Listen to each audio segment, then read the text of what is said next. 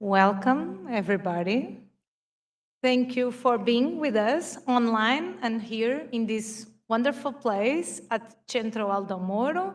So, welcome to the 5th edition of the Eurovision's International Conference.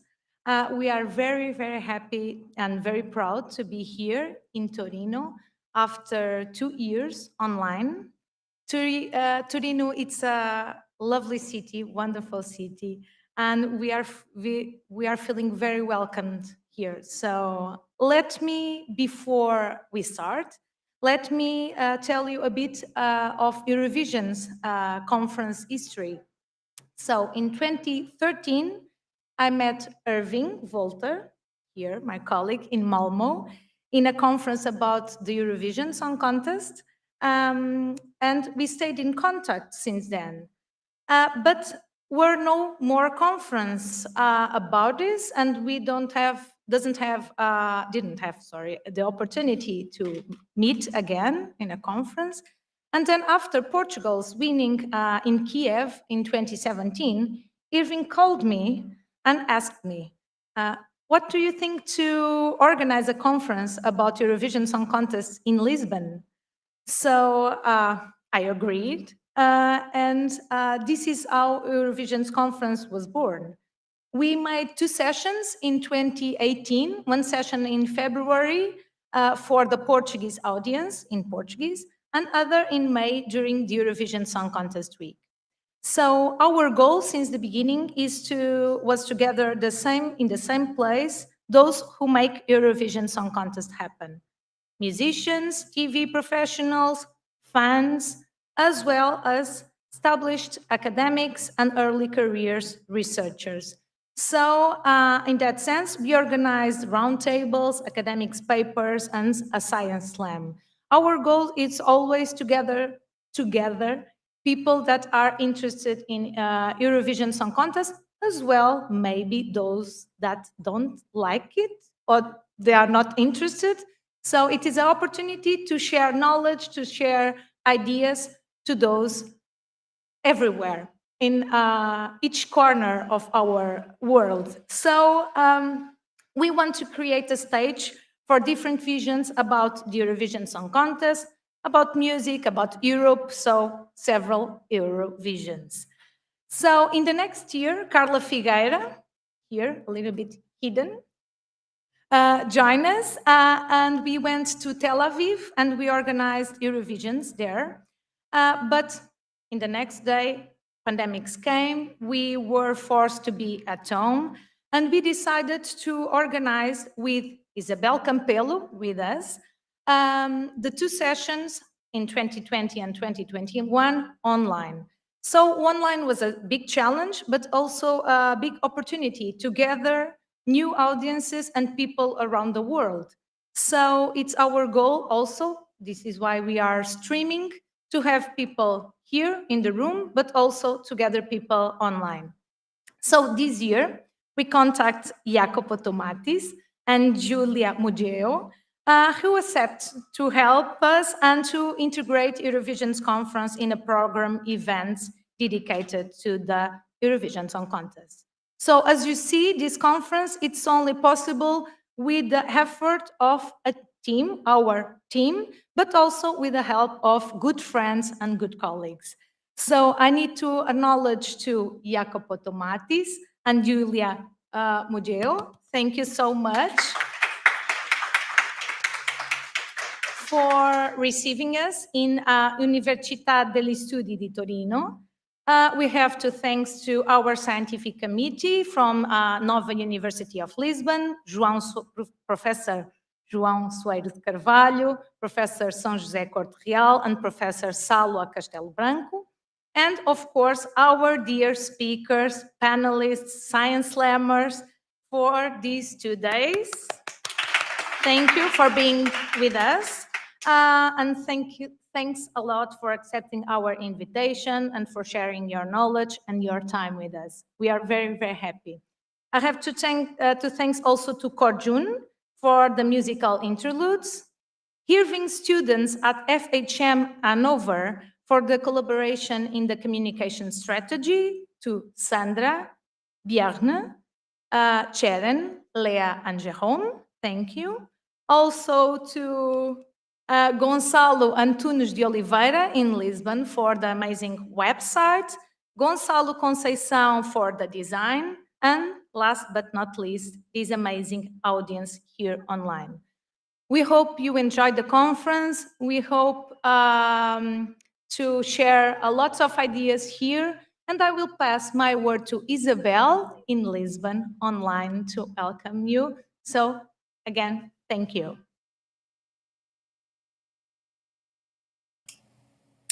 Greetings from sunny Portugal and a very warm welcome to all Eurovision's fans, researchers, and all enthusiasts in general. My name is Isabel Campillo, and I'm a member of the Eurovision's research group, together with Sofia Lopes, Irving Volter, and Carla Figueira, who are with you today, at this very day, and tomorrow in the city of Turin. As you may have noticed, I won't be able to be in person in the city of Turin, but I am joining our conference through our YouTube channel. So please, for all of you, for those of you who won't be able to be in Turin for these 2 days, please join us via YouTube. Let me tell you a little bit about today. So today we have our Science Slam, where we will have very promising young researchers. We will have a fantastic keynote speaker, Jacopo Tomatis, from the University of Turin, and we will have a book presentation about the Eurovision by its editors, Adam Dubin and Dean Vuletic. Together with all this, we will also have musical interludes by Korjun. So please join us in the first day of our Eurovision's conference this year in its 5th edition, and have fun.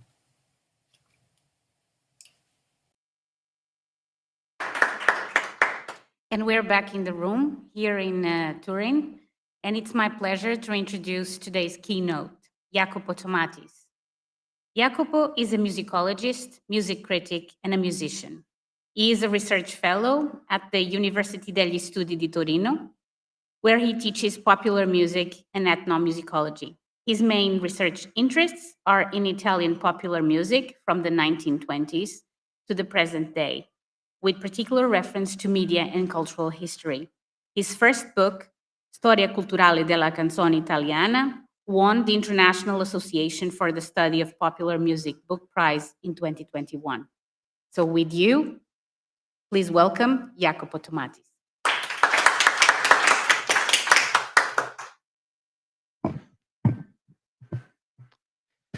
Thank you very much.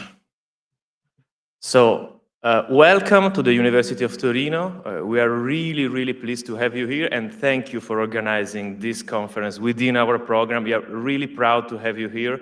This is a great opportunity, and so we are even more proud and happy to have you here in the flesh, alive after 2 years of online conference, which are great, but real conferences are better, I must say.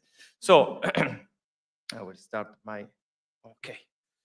So I am not a Eurovision scholar, which is an odd thing to declare at the opening of a keynote speech dedicated to Eurovision, of course, for a research group working on Eurovision by the organizer of a recent international conference about Eurovision in the city that hosts Eurovision. So I'm not an expert, I would say that. Actually, me not being an expert is also a consequence of the role that the show that Eurovision has had, or rather has not had in Italy. The status of Eurovision in my country, as perceived by audiences, artists, professionals, and scholars too, speaks volumes about the cultural history of Eurovision itself and the cultural history of popular music in Italy. The distracted attitude with which Torino prepared for the event actually reveals how little interest Eurovision has traditionally attracted among Italians, or at least among Italians in Italy, as we will see. Also, Italy's lack of attention to Eurovision over the last 30 to 40 years, coupled with the difficulty popular music studies have had in establishing themselves in the Italian academia, has resulted in a lack of scholarly interest as well. In the opening of his now classic 1982 article analyzing popular music, theory, method, and practice, Philip Tagg, one of the founding fathers of our discipline, wrote, And you can go to the second slide, thank you. One of the initial problems for any new field of study is the attitude of incredulity it meets. The serious study of popular music is no exception to this rule. It's often confronted with an attitude of bemused suspicion, implying that there is something weird about taking fun seriously or finding fun in serious things. Well, such attitudes of bemused suspicion are also an appropriate introduction to the path I want to follow, and we can go to the second slide, next slide. We can actually replace popular music with Eurovision here, and it works quite well, I would say. So this paper is based on my research. Next slide, thank you very much. My research work on the history of Italian popular music, which will now include Eurovision more and more, I must say thanks to you. The many useful contributions that emerged from the conference Song Contest, Song Context, Transmedia Perspective on Eurovision held last week here at this university, organized by me with my colleagues Giulia Muggeo and Gabriele Rigola, and with the support of the Dipartimento di Studi Umanistici and the University of Torino. And three, the reflections of an Italian music scholar who, over the last 6 to 7 months, has been organizing an international conference on Eurovision in the bemused suspicion of much of the world around him, including himself. So I will start asking myself this question. What does it mean to study Eurovision in Italy and from an Italian perspective? So let's start. Eurovision in Torino. Torino has a complicated relationship with large-scale events. Often obscured by the shadow of Milan, or obsessed by the shadow of Milan, I must say, Turin has always oscillated between a very provincial enthusiasm that considers every success of the administrations as an epoch-making victory, and a constant grumbling towards the public sphere.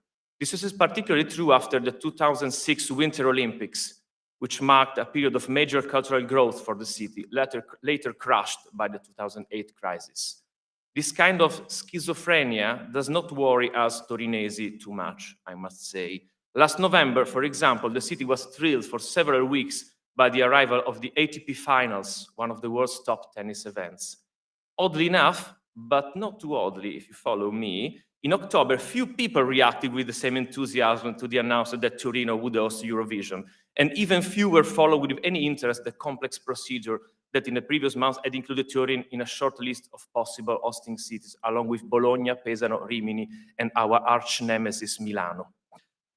Still on the eve on the show, one gets the impression that many people in the city have not really understood what Eurovision is about and its scale.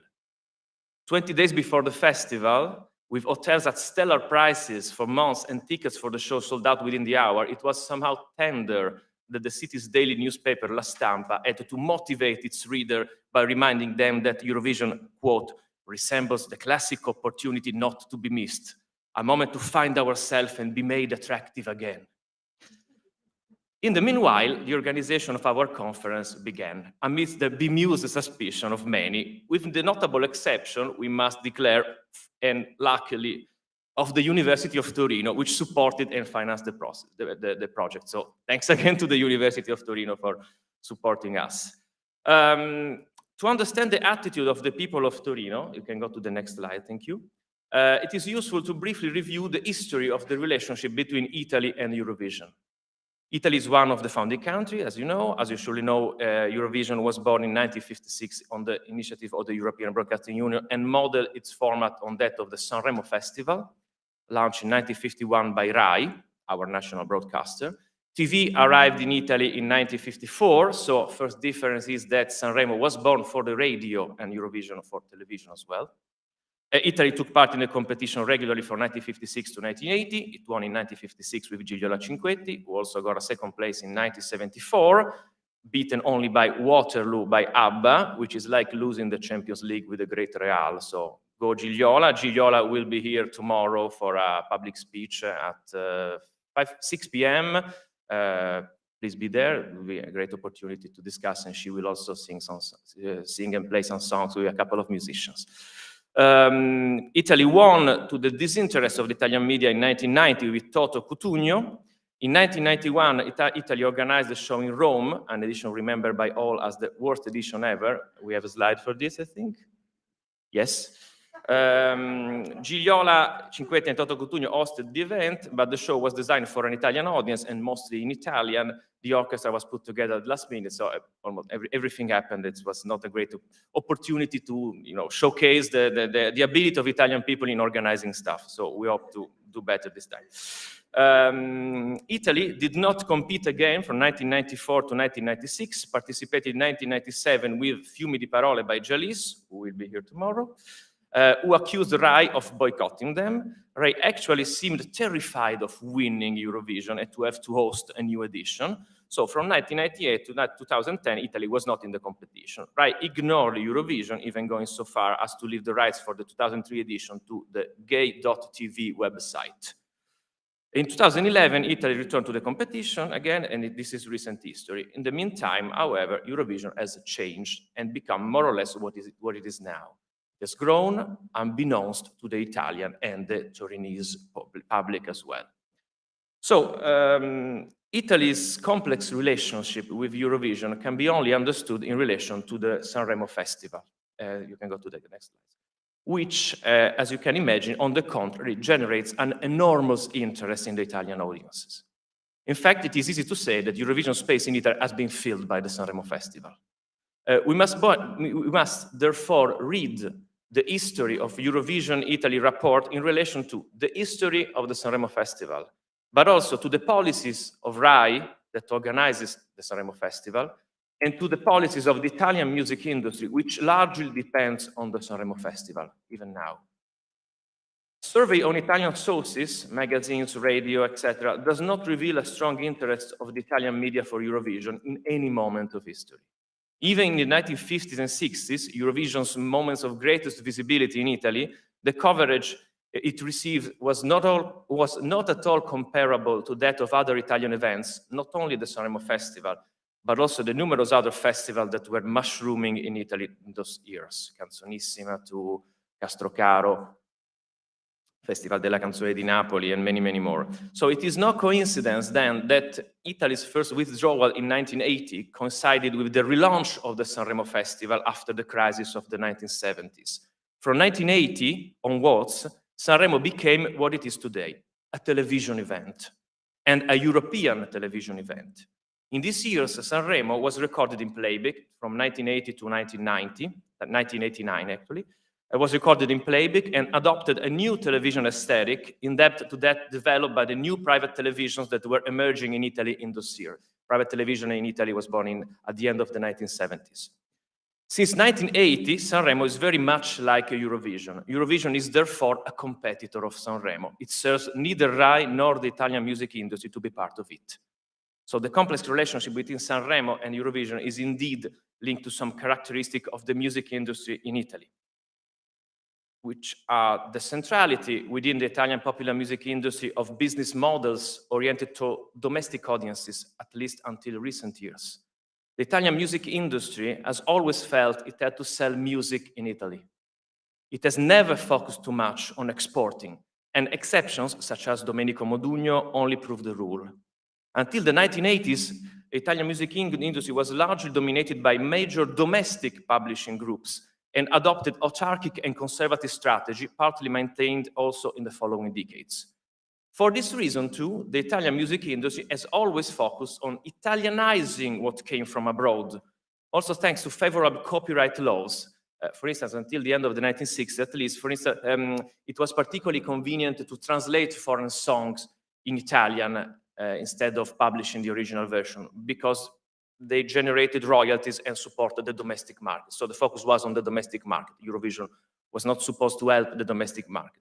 Eurovision served as a market for European music, of course, has served as a market for European music since the first edition, but Italy has never been particularly motivated to sell music and has never been interested in buying other music at all.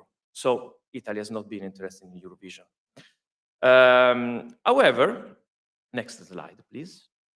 Sorry. Oh, yes, not this one, okay. The link between Italy and Eurovision also concerns the construction of Italianness of song abroad and in Italy. So the second part of this paper, and I am perfectly on schedule, The second part of this paper will focus on these cultural processes, which have been an important part of my research in the past few years. We can go to the next slide, thank you. The first director of Rai TV, Sergio Pugliese, played a role in the creation of Eurovision as the Italian TV representative within the EBU. Like many public servants in Republican Italy, Pugliese was a former manager of EIAR, Ente Italiano Audizioni Radiofoniche, the national broadcaster during the fascist period. And Pugliese was largely compromised with the fascist regime, as many other public servants were. Several studies have shown the deep continuity between the fascist state and the Republic, especially on the media front. Indeed, one cannot discuss the rise of sound media in Italy without connecting them to fascism. The fascist regime promoted radio as a popular medium and helped to promote a certain idea of Italian canzone, Italian song, as a form of propaganda. In this very period, what Franco Fabri called the Trentennio, the 30 years from the beginning of EIAR's activity at the end of the 1920s to 1958, the concept that 1958, with rise of 45 RPM records and Domenico Modugno singing Volare, in this Trentennio, 30 years, which is a play on Ventennio, which are the 20 years of the fascist regime, the concept of Italian canzone, as we still know it today, was defined with the characteristic that we normally attribute to it. The idea of melodic singing, the romantic theme, the idea of melody and a particular way of delivering voices, etc. It is this model of Italian canzone that Rai, in the Republican era, promoted at the heart of the Sanremo Festival, and that characterized Italy's early years in Eurovision, and not only its early years in Eurovision. Sanremo was created with the intention of fostering the Italian canzone in the form of a revival of the good old song of yesteryear, so the good old song of the fascist period, basically. To demonstrate the continuity with fascism, one can recall how most functionaries, authors, musicians, orchestras, directors, and singers who raised to success during the fascist period continued their career after the war. Sergio Pugliese, head of Rai TV, is a good example. But also Mauro Ruccione, author of the fascist anthemic song Faccetta Nera, meaning blackface. It's a very problematic song. Ruccione became one of the most successful authors of the first Sanremo era, writing the music for songs such as Corde della mia chitarra, first in Sanremo 1957, sixth at Eurovision 1957, sung by Nunzio Gallo, or Buongiorno Tristezza, winner of the 1954 festival, sung by Claudio Villa. And Giulio Razzi, for instance. Giulio Razzi was a former program director at the EIAR. After the racial laws in 1939, yes, I must remember, we also had racial laws in Italy. We are not proud of it. Razzi subscribed an official document excluding, quote, Jewish and Nigger authors, end quote, from the Italian radio. In the 1951, the same Giulio Razzi wrote the rules of the Sanremo Festival, on which Eurovision is based. So it's a complex connection with fascism. The problematic national meanings of Italian canzone as a genre were constructed during the Trentennio in a constant dialectic between internal perspectives promoted by Rai as the national public broadcaster and external ones developed in the gaze of others on us, and above all, in the context of the Italian diaspora in the world. From this point of view, the Eurovision of the early decades is crucial, especially for two songs. The first one is, of course, Nel blu dipinto di blu, Volare, Domenico Modugno, which did not win, but which remains the most important songs and the most popular song abroad, one of the few getting to the first place in the American chart as well. The second one is Gloria by Umberto Tozzi, I think. And the second song is, of course, Non ho l'età, sung by a 16-year-old Gigliola Cinquetti in 1964. I have a short video of Gigliola Cinquetti playing in Copenhagen in 1964, but we can skip this because I'm sure that we will discuss Gigliola later. A survey of Italian youth magazines of the time allows us to recognize the song's great success in Italy. Gigliola Cinquetti's popularity, however, cannot be compared to that of other stars of the period. Mina, Gianni Morandi, Caterina Caselli, Rita Pavone, that you can see in this beautiful picture. The most popular Italian youth press, youth magazine, Ciao Amici, writes in 1964, I translate, it was a success, Gigliola's success, it was a success that had no clamor or suddenness, because everyone liked Gigliola, and you couldn't help but love her, but she didn't make you do anything crazy. It is quite significant, in fact, that her records do not appear at the top of the Ciao Amici charts. But she does win festivals, a sign that she is liked, she is good, but she has not been able to impose her tender personality. And this is her style, after all. Gigliola does not attack the public, she softens the people. In other words, Gigliola Cinquetti is a young diva who does not only address to the youth community. Her image is comforting, not at all transgressive, just as comforting is the song Non ho l'età, in fact, a hymn to chastity as opposed to the frenzy of the young people of the 1960s. As you know, Non ho l'età means I do not have the age for do this, so okay, I won't do this. This meanings, doing stuff probably. Thanks also to its intergenerational appeal, however, Non ho l'età became a great international success. I would suggest it was maybe more successful abroad than in Italy, and represents a crucial element in our understanding of how a certain idea of Italianness was constructed through songs, especially through the pathways of Italian emigrants. You can skip to the next one, thank you. In the spring of 2002, Gigliola Cinquetti donated her collection of letters to the Archivio della Scrittura Popolare del Museo Storico di Trento. The Cinquetti collection includes about 150,000 letters written by fans to express their affection or to tell their history, their story. They ask for money, they just say, I love you, Gigliola, they ask for suggestion. It's a really a very touchful way of entering connection with fandom. Eurovision itself, okay, something is happening on my right, I will just ignore it. Eurovision itself played a central role, helping to bring the image of this 16-year-old Cinquetti to the forefront for Europeans and for the many Italians outside Italy. So, yes, perfect. Quick intermission, next slide, please. Quick intermission, Jacopo goes to Australia. Before the pandemic, in summer 2019, I had the opportunity to present my book at the Italian Institute of Culture in Sydney and Melbourne, just after the IASP conference in Canberra. I started my speech asking the public to define how a typical Italian song is like, and made them name the most typical feature connected to musical Italianness. This is something I do in my classes as well. Then I played this song. We can just see the video. I think we can all imagine the sound in our head. So, if it starts, I think you should click twice. Okay, no, okay, so this is, okay. No problem. The song is Grande Amore by Il Volo at Eurovision 2015. Do you want me to sing Grande Amore by Il Volo, please? Yeah. Please, no? Okay. People are saying no, okay. I won't sing the song, but I'm sure that you know Grande Amore by Il Volo. What struck me was the different reactions my students and the Australian public had while watching to this video. My students usually laugh and or raise their eyebrows, reacting to what in their perception is the quintessential representation of bad taste. This song is, without any doubt, excessively sentimental, cheesy, etc. On the contrary, the Australian public took the song very seriously. Some of them were nodding in appreciation. A couple were clearly moved by the song. Most of the attendees were Australians of Italian heritage who cannot speak Italian except for a couple of words their parents or grandparents taught them. Their idea of Italian popular music was exactly this one. They loved Il Volo because it reminded them of their childhood and their emotional connection to a country most of them had never visited. They loved Gigliola Cinquetti and asked me about her.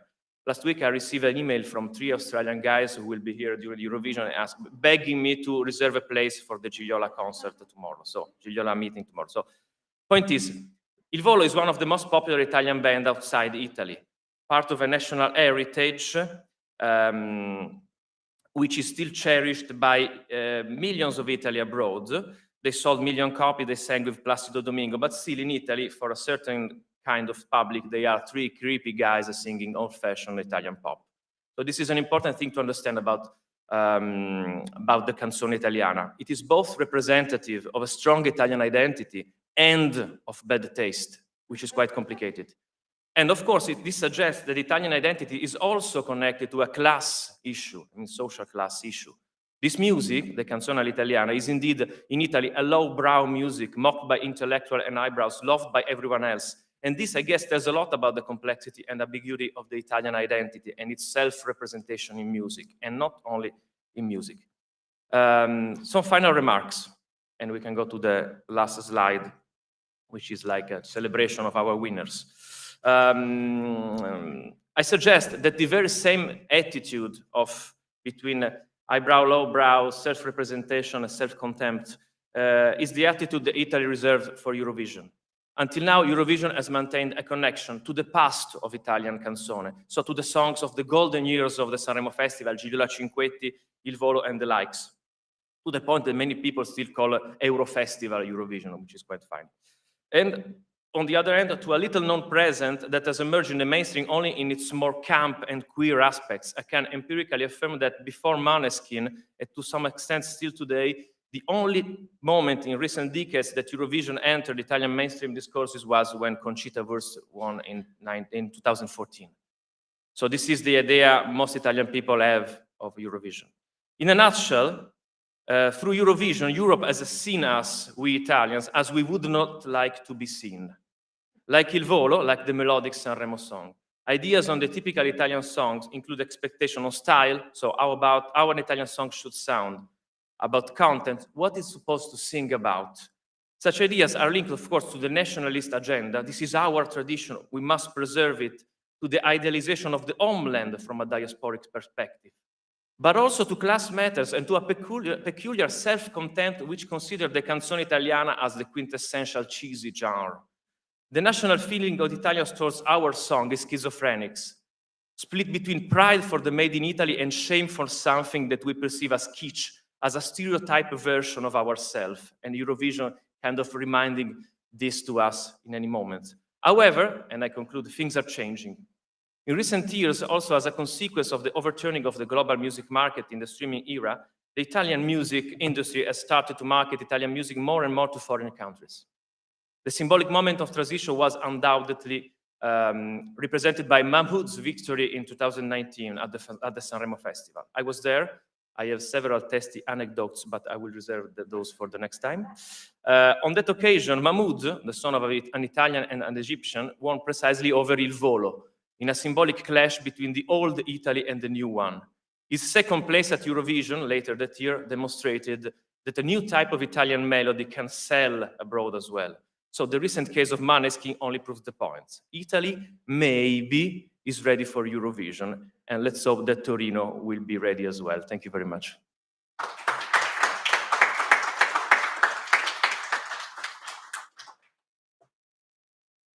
So we have 5 minutes, perfect, for some Q&A. If someone wants to ask something or to discuss something, or to sing Il Volo's Grande Amore, I can pass the mic.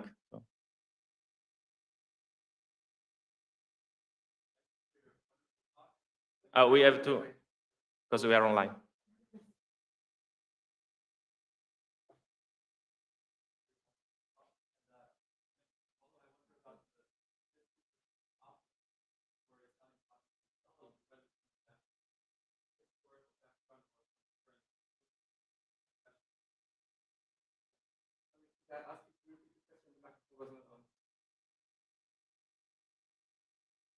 Thank you. Thank you, Sana. Thank you for your wonderful talk. And when you mentioned Il Volo, I'm wondering now about the significance of opera for the Italian popular music tradition, back to nationalism, but also today with the questions of taste. Yes. Thank you. Thank you for the question. This is a really crucial point. Opera, along with Neapolitan songs in the 19th century, was the way Italian music, spread to the world. And it was also the beginning of popular music as we consider it, because both opera and the Neapolitan songs were spread through media, broadsheets, and later through, of course, recorded music. As you know, Caruso was the first million seller of the recording industry with Vesti la giubba by Leoncavallo Spagliacci. So yes, point is that in a moment of the opera timeline, opera became an official and quote art genre, while Il Volo and several other Italian musicians who sings operatic tunes abroad, Andrea Bocelli or maybe Il Divo, for instance, they perform a different version of opera and a different way of propose a different way of singing opera, which is a more melodramatic way of singing opera, I would say. So they do not have the typical tenor voices that we can hear in operatic theater now, but they are more like sentimental. And this way of showing feelings is something that is really complicated because it's part of people normally see Italian, sexy singing, blah, blah, blah. But it's something that we do not like. I mean, it's considered like a stereotype, at least from a certain Italian perspective. So yeah, opera is at the center of the way people understand Italian popular music because it's the base of Italian popular music. The Sanremo Festival was based on the songs of the fascist period, which was based on operatic tunes and the Neapolitan canzone, which are like the founding myth of Italian popular music. So yes, thank you very much. You may. Well, you were talking about Mahmoud representing the New Italy. This year, he's on stage again with a song that, at least for me, musically doesn't represent the New Italy, because if it was not a male couple on stage, if it was a mixed couple, this would have worked in Sanremo 20 years ago. Don't you think so?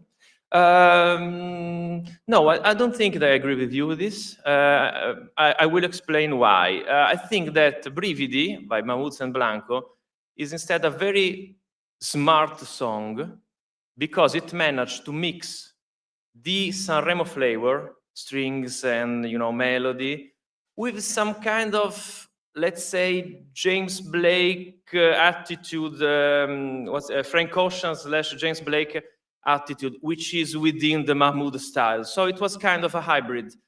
Most songs that won the Sanremo Festival worked like this. So they managed to put something typical of the Sanremo vibe. So in this case, the orchestra, the strings, and something new, like in weddings, something borrowed, something new. So I think it worked quite well because it represents a new way of interpreting that kind of musical tradition. In Sanremo, we have a cover night where artists perform an historical song from the Italian repertoire, and they did Il cielo in una stanza by Gino Paoli, more famous in the Mina's version.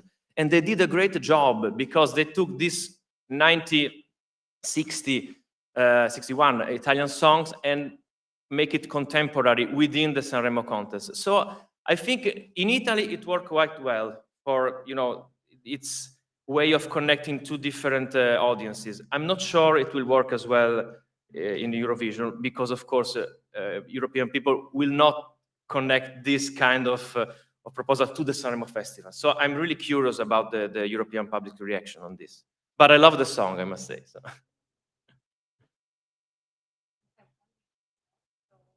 Okay, so we can wrap it up. Okay, so thank you very much. It's 29:56, so that's perfect. Thank you very much. Enjoy your stay in Torino.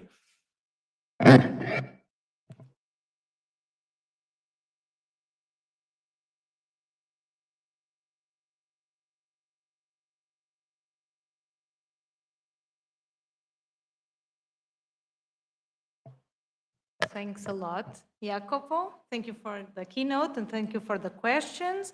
Now we will have a short break, a musical interlude with Korjun, a South Korean pianist who is collaborating with us in these last 3 editions.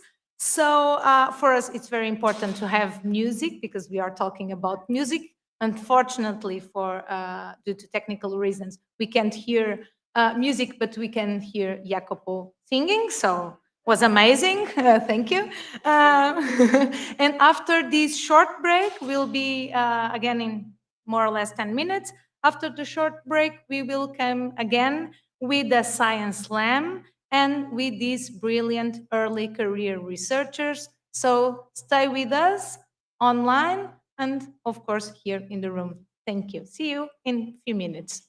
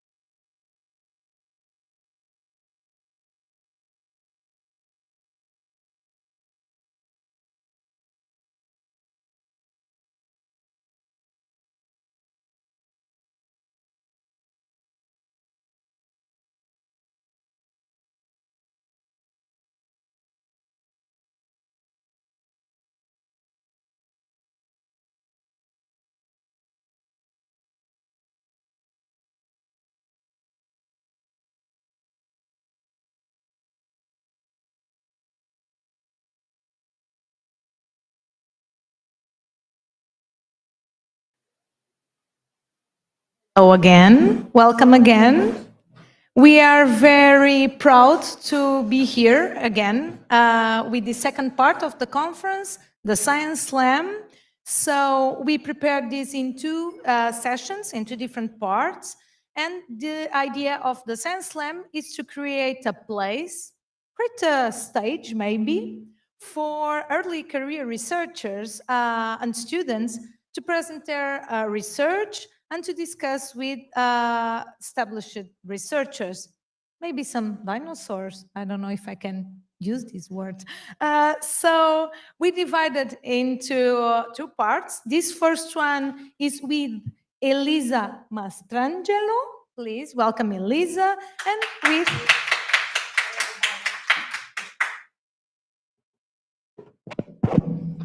and with Selene Barbone.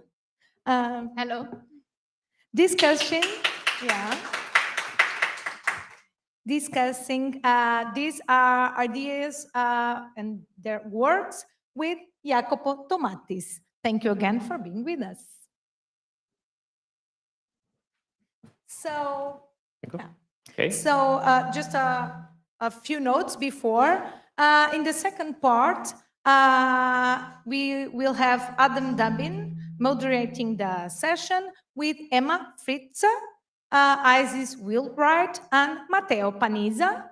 So you can vote in your favorite presentation in this link or QR code that we are sharing, or tweetback.da/EGSF. So in our website, you also can find complete videos, presentations made by these amazing early career researchers, and the lines for voting will be open until the end of Science Slam. So you have a quiet time to vote in your favorite. But remember, here there are no losers or winners. Our goal is to encourage people to convey their research in an interesting, entertaining way. So it's our goal to convey science in a different mode. So thank you for being here. We hope you will enjoy the discussion. And on stage, Jacopo, Elisa, and Selene. Thank you. Thanks again. It's very... You have to. Sorry, thanks again. Happy to be here again. Happy to be the dinosaur on the table, at the table. I must say that is kind of depressing how quick you pass from being a young, promising scholar to a usual, let's say dinosaur. I would say a different word in Italian, but we are on a public conference, so I won't say that. But yes, I'm happy to be the dinosaur of the situation. So we have here Elisa Mastrangelo from the Roma University. She did a thesis on Eurovision in 2020. And Selene Barbone from the University of Torino, and she just discussed her thesis on Italian divas of the 1960s and 70s. And I think that for the first round, I will just ask both of them to introduce their work on Eurovision in a few words. Of course, I'm here to help with English, and if you feel free to use whatever language do you prefer, and mixing words and stuff. So we are in Eurovision, so we just speak in tongues. So Elisa maybe can go first. So why are you interested in Eurovision? How you managed to do a thesis on a dissertation on Eurovision, which is a kind of strange thing to do in Italy, I must say. Da quando ti interessi di Eurovision? Perché hai fatto una tesi su questi argomenti, che è una cosa abbastanza strana in Italia, come dicevamo prima? Okay. Hi everybody, I don't speak English very well. For this I need a mediatic support in this, and I speak Italian and Jacopo translate my words.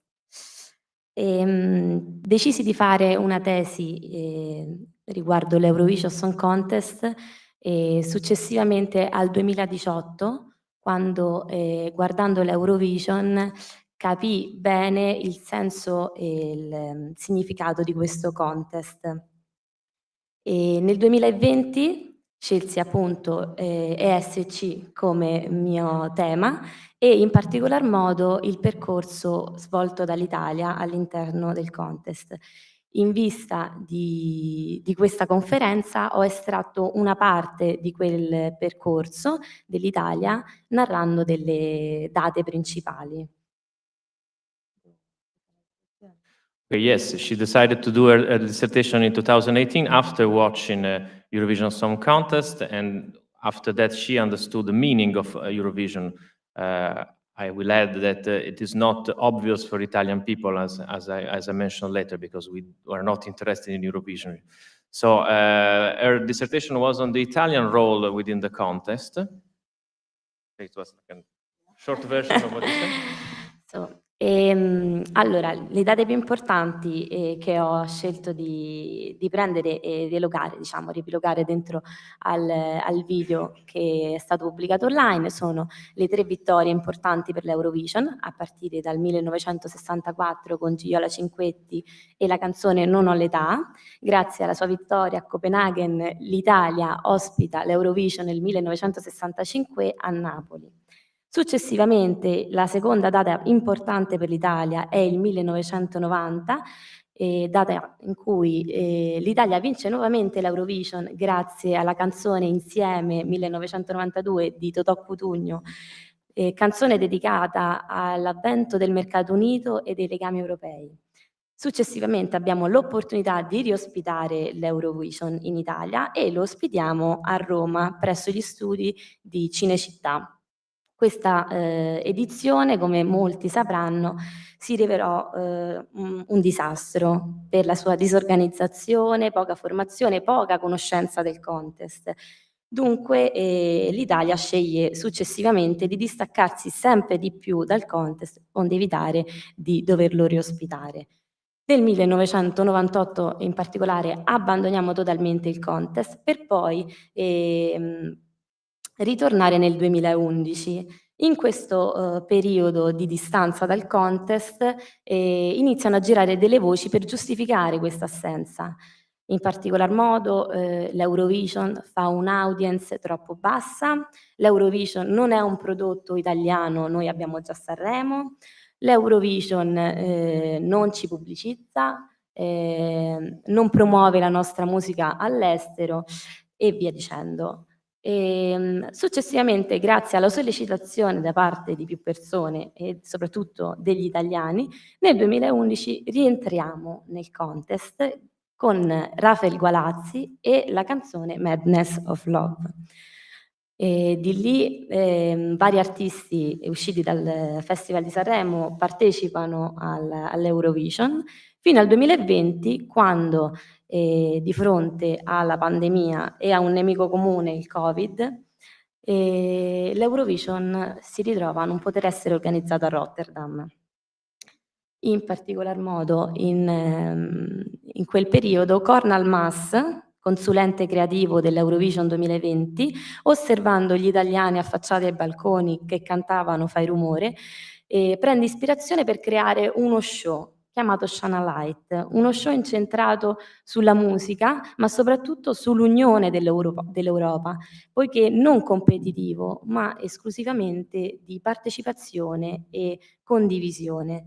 Uno show incentrato sulla musica, in cui gli artisti potevano cantare la loro canzone e concludevano cantando tutti insieme Shine a Light, canzone cantata dall'Inghilterra nel 1997. Per simboleggiare l'unione dell'Europa, tutti insieme uniti, accendendo le proprie luci contro un nemico comune, che era a quel punto il virus. Nel 2021, concludo, grazie alla vittoria dei Måneskin con 524 punti a Rotterdam, l'Italia si ritrova a dover riorganizzare il contest, speriamo in modo migliore quest'anno, a Torino. E quindi benvenuti a Torino alla 66esima edizione dell'Eurovision Song Contest. Ci auguriamo che questo sia un un contest magico e bello, come dice anche il suo slogan, il suono della bellezza, e che possa portare i turisti a rivivere le bellezze dell'Italia, ma soprattutto gli italiani a riavvicinarsi al contest. Okay, thanks. I will try to summarize everything. It's useful to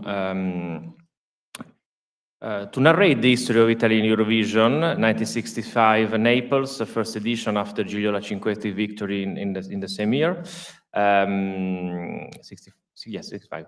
Then in 1990, Insieme by Toto Cutugno won the Eurofestival with a very European song celebrating European identity and the rise of the Italian common market in the 1991, I think. After that, of course, the worst edition ever, I mentioned that earlier, with the organization of Eurovision at the Cinecittà studios in Rome. After that, Italy withdrew because we do not want to host the show anymore. And after that, which is, I think, really interesting in your video as well, some rumors started to spread about the Italy's presence in Eurovision. So, like Italian people saying, no, this is not an Italian format, Eurovision does not help promoting our music abroad, etc. So 2011, Italy is back in the show with Raffaele Gualazzi, 2020 Måneskin, 2022, sorry, Måneskin. I think a very interesting path to follow in the relationship between Italy and Eurovision is the one that you mentioned in your video. So the idea that the Eurovision 2020 creative consultant, I missed the name. What's the name? Qual è il nome del consulente creativo?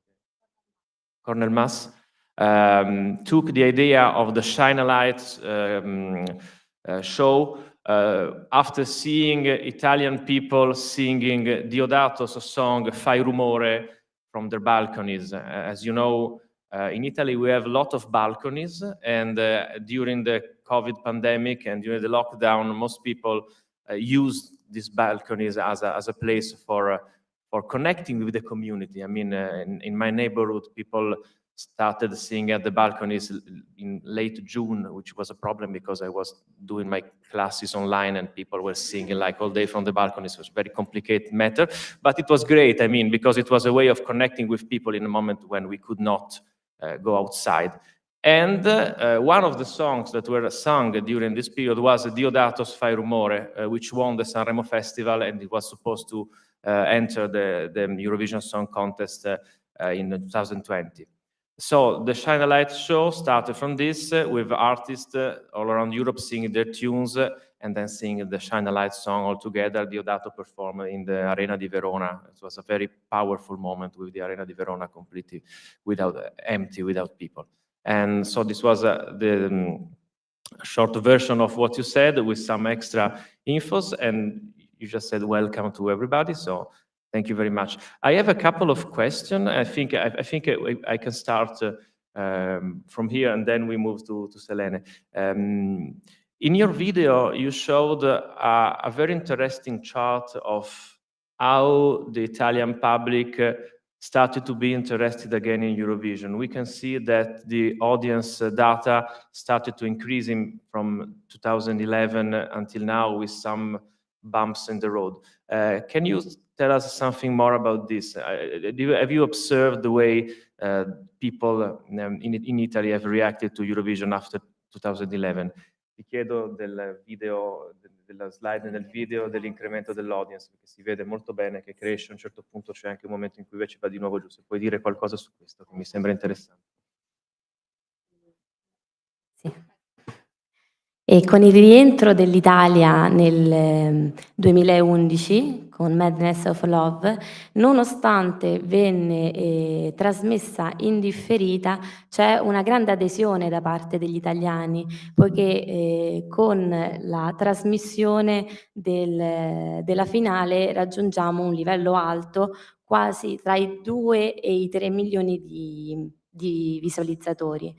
E da lì in poi diciamo che inizia sempre di più a crescere ed incrementare fino a superare quasi 4 milioni, che in realtà restano pochi come audience, però siamo fiduciosi che piano piano potranno sempre di più crescere, soprattutto quest'anno ospitando il contest, quindi dovendo garantire la massima visibilità e soprattutto sui canali principali, quindi ci auguriamo che questo incremento continui e che aumenti sempre di più, perché dalla vittoria c'è un grande interesse da parte degli italiani verso il contest e quindi un avvicinamento. So yes, after 2011, the figures of people watching Eurovision went up to 4 million, 4 milioni, 4 millions, which I agree with you, it's not that much for the Italian television. It's not comparable at all to the Sanremo Festival audience. But Rai suggests, and I mean, everything suggests that this year it will be kind of a breaking moment. So probably many people will see Eurovision and will have a big audience. I mean, we hope to have a big audience. So yes, maybe we are ready for Eurovision now. So we'll see. We are very worried about that. Thank you.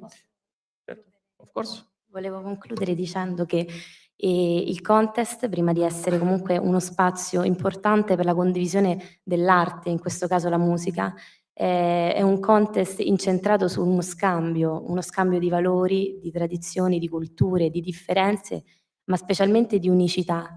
E prima di essere delle nazioni che competono, prima di essere delle bandiere, siamo delle persone che condividono una passione, che camminano sullo stesso suolo, che respirano la stessa aria e vivono sotto lo stesso cielo. E sarebbe importante se pensassimo prima all'unione, perché siamo un solo popolo che domina il mondo. Grazie. It was kind of complicated, sorry. So yes, it's just she remember, and of course I agree that the point is the contest is an important place for sharing art, a place for exchanging, because before being flags and nation, we are people sharing a passion, breathing the same air and living under the same sky, and we must think of Eurovision as a way of being united. So this is more or less what you say. Thank you very much. I will move now to Selene Barbone. Thank you. But then we'll discuss again. Selene Barbone did her dissertation, as I mentioned, at this university. I must say that I must declare that she has been working with me, so I know her research because I read most of them. She worked on Mina, Milva, and Ornella Vanoni, who probably are the most important Italian divas from the 1960s, 70s, 80s, and still today. But she managed to put together a presentation of the role of Italian song in Europe through Eurovision. So I can ask, I can welcome Selene, of course, and I can ask her to explain the connection between Eurovision and her research and why she is interested in a Eurovision in Song Contest. Thank you. Good morning, everybody. My work stresses the international soul that links Sanremo Festival, Eurovision Song Contest, and Milva, who was, I guess, the most international among our singers, at least from the past. And especially her 80s mainstream discography, in her 80s mainstream discography, we can clearly listen to something that really wants to go out, come over borders and limits, and especially in her smash hit from 1982, I'm sorry, Alexanderplatz, which is a song about the reality of the two Germanys, and especially Eastern Berlin. The song is about the square Alexanderplatz. And what really interests me is the international soul that Milva usually took on stage and in their songs that really went all over the world and still go all over the world, even if she passed last year. And I guess what we can see in her career is an example of what Eurovision Song Contest means, which is friendships between countries and crossing borders and not knowing what limits are. And yes. Thank you. Yes, I think that the songs that you decided to analyze in your video presentation, Alexanderplatz, first of all, is one of the best songs ever written by Franco Battiato, I must say. So we must remember that there's a stronger connection between our singer-songwriter, the most, let's say, recognized and culturally recognized singer-songwriter, and the Italian pop, especially abroad, because most songs from these great singers were also written by well-known singer-songwriter. The question is this: during the conference in the last days, common topic was this idea of a European song that emerged from Eurovision. I mean, we usually think of music scene in terms of nations, so the Italian music scene, the French music scene, but there is like a cosmopolitan taste in songs. And I think Italy contributed to this kind of a cosmopolitan song style through Eurovision and through the Sanremo Festival as well. Alexanderplatz is a great example, but I can think of several other songs sung by Milva and maybe by Mina too. I'm not sure about Ornella Vanoni. So maybe you can comment on how these three great Italian divas were perceived abroad and contributed to build, I think, this idea of cosmopolitan song. I mean, I'm quite sure that Milva did it. She recorded in German and, as you mentioned, in French, Spanish. Mina also did. So what are the connections between these two words? Posso parlare in italiano? Ci metto di me. Okay. Credo che il collegamento più evidente appunto sia quello tra l'Europa e Milva e Mina. Ornella Vanoni forse un po' di meno, perché comunque ha impiegato anche più tempo ad affermarsi come cantante popolare in Italia, mentre Mina e Milva hanno subito avuto un grande successo, ma in generale sono state subito molto riconoscibili dal pubblico. E questo proprio Mina, secondo me, proprio perché ha debuttato come qualcosa di completamente diverso da quello che era da quella che era la tradizione musicale italiana di quel momento, quantomeno nella popular music. Mina inizia con il rock and roll, quindi qualcosa che viene proprio dall'altra parte del mondo, soprattutto visto che era il 58. Milva comincia nel genere della tradizione melodica italiana, ma grazie all'incontro, insomma, con la canzone politica prima e soprattutto grazie al lavoro con Giorgio Strehler e al Piccolo Teatro di Milano, quindi impegnandosi nel lavoro sul repertorio di Bertolt Brecht, riescono entrambe a capire, almeno a mio avviso, quali siano davvero le prospettive della nuova musica, perché è in quel momento che il mondo comincia a avvicinarsi sempre di più. Non si parla più di musiche dei singoli stati, si comincia a parlare di una popular music occidentale, o comunque con ogni popular music chiaramente poi ha una propria tradizione, ha dei legami con il passato, ma sono dei legami che si rafforzano grazie anche a delle nuove influenze, a dei nuovi contributi. E credo che appunto, soprattutto nelle discografie di Mina e di Milva, questo sia particolarmente evidente, perché hanno proprio una vena particolarmente internazionale, è proprio la loro attitudine ad essere appunto così esposte nei confronti dell'altro.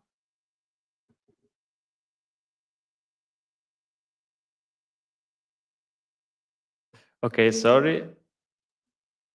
I'm a dinosaur, so my mind is like, I need to write down stuff because otherwise I won't remember a word. Sorry.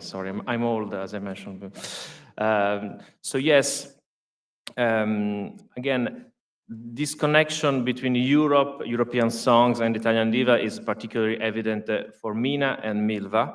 Ornella Vanoni needed more time to be recognized as a star in Italy as well, so she did not manage to become very popular abroad. Mina debuted in 1958, and at that moment she was very different because she kind of imported foreign music in Italy. She was a great vehicle for rock and roll, for instance. In Italy, we have this tradition of female singers singing rock and roll at that moment.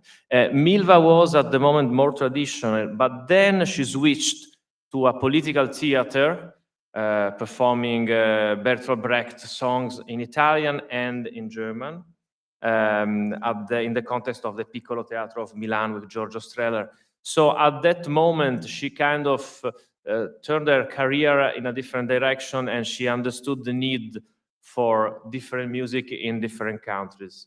So she also took on, I think that she also took on a way of performing. Maybe you can comment on this. I think that Milva kind of suggests a very European way of performing. I mean, I do not perceive her as a typical Italian singer because we kind of hear in her way of singing like a European flavor, maybe because of this Brecht situation. I don't know if you agree with this or not. Yes, I do. Maybe it's also because from 1965 she started working in theater, and she had to let her traditional use of voice go because everything was changing and times were changing, and most of all, she had to change in order to compete with other singers in the industry, to not be overcome by others. Yes. And then she was such an intelligent performer that she clearly understood what had to be done. Okay, thank you very much. So we have 3 minutes left. So quick question for both of you. You are young scholars, but you are also music enthusiasts, I think. So who's gonna win and why? Chi vincerà e perché vincerà? From a musicological point of view, of course. You go first, Selene. I wish Portugal would win. But not just because of the conference, but we have a word in Italian for this, which is paraculo, but okay. I think it's a very good song with a very, very good production, most of all, and the performance is great. So, and I like ballads, so that's why. A me piacerebbe vincesse Malta per la canzone, diciamo, dedicata all'accettazione di se stessi. I am what I am. She's for Malta because the song is about accepting yourself. I am what I am. So this could work in Eurovision, I agree with you. We'll see. So it's now 11:18, so we are like 2 minutes in advance on time, but we can start our Q&A now. I'm here for translating if you need to do that. I can speak a poor English, a poor Italian, and some French.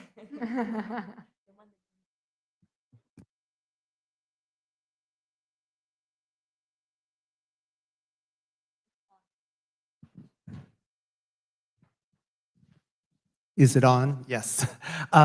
So I have an uninformed question, but when I first studied in Germany in the 80s, there was a lot of Italian rock and also women singers that was very popular. So I was just wondering about this tradition of women Italian rock singers and how that got exported. And even if there's some kind of connection between that and Maneskin's performance, you know, obviously not a woman, but has that feel also. Sorry, I didn't get the connection between the singers and Maneskin. Ah, okay, thank you, sorry. Well, I'm also a little deaf because I know that. I guess the link is, I don't know, if we think about the history of Italian music, we can see that the most important things, I mean, in the last more than, I don't know, 60 years, are from people who come over the tradition, okay? So rock music back in the days was something new, completely new, and it was youth. It was youth music for young people who didn't existed before that. So in some kind of ways, Maneskin, I think, are doing just the same thing, because we were used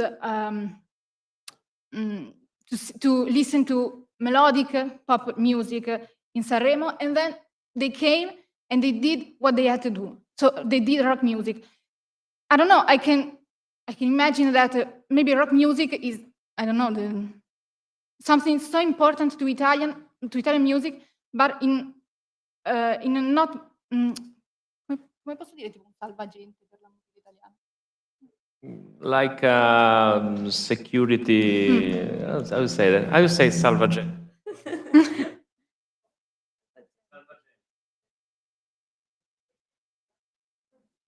Yes, It's kind of. It's kind of a security blanket for Italian music. When Italian music feels like everything is about melodic pop, then some kind of rock musicians come and change everything. So maybe that's why.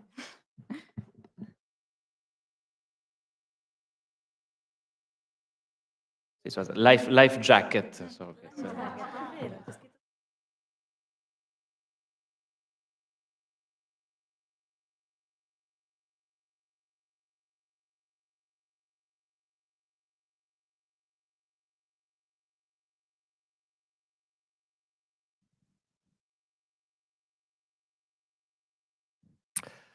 So I wonder, because we had all these Italian women singing, and Mina was very popular in Germany, and Milva as well.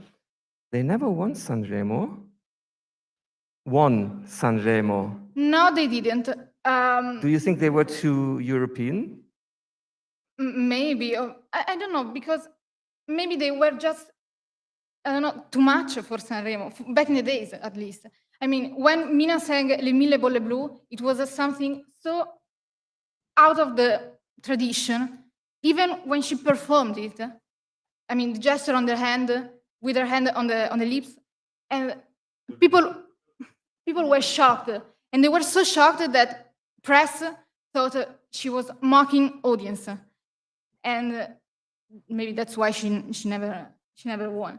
But she only competed 2 times, in 1960 and 1961.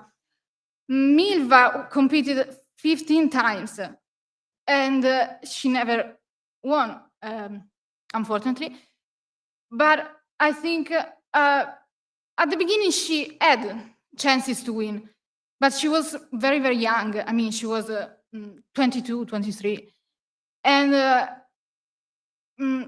maybe she wasn't ready for winning Sanremo. Then when she was ready to win Sanremo, because she had enough experience to do that, times were changing.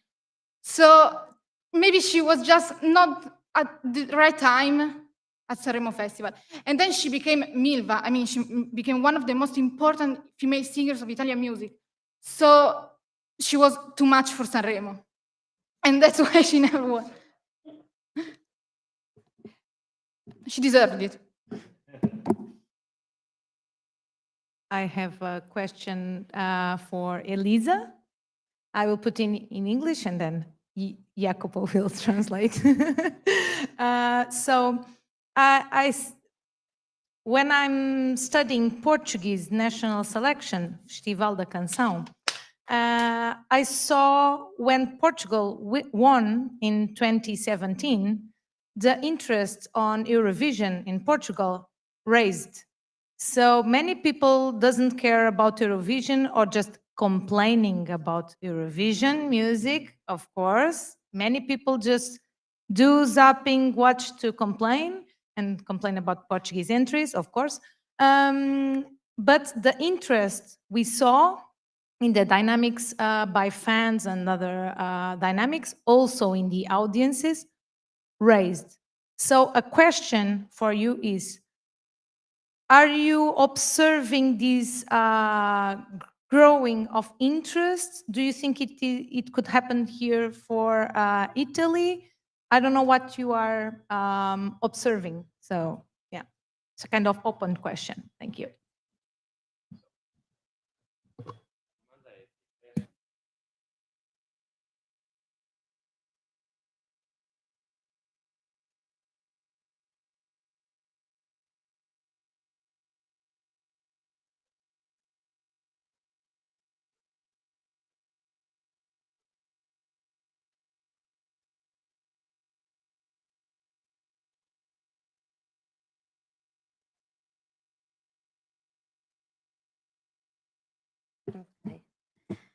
Beh, sicuramente la vittoria dell'Eurovision ha posto l'attenzione molto evidente, diciamo, sul contest, mentre prima era ancora poco conosciuto. Con la vittoria dei Maneskin se ne è sentito tanto parlare sui giornali, ai telegiornali, e quindi ha dovuto per forza essere notato dagli italiani, che si sono andati a interessare, e chi non lo conosceva, diciamo, per un motivo o l'altro, che sia collaborativo, lavorativo, visto che sta impiegando anche tanti lavoratori all'interno del contest, oltre che volontari. E in particolar modo anche l'organizzazione del contest ha posto un grande faro sopra il contest, e con questa edizione diciamo sarà la ciliegina sulla torta per fare in modo che l'interesse cresca e soprattutto la conoscenza verso il contest cresca, perché una volta che uno lo conosce diventa quasi difficile evitarlo. È un contest molto interessante. E da quanto so, la crescita i biglietti sono stati venduti più di 25.000 biglietti, quindi c'è una grande adesione e si spera che questa adesione sia anche e soprattutto da parte degli italiani.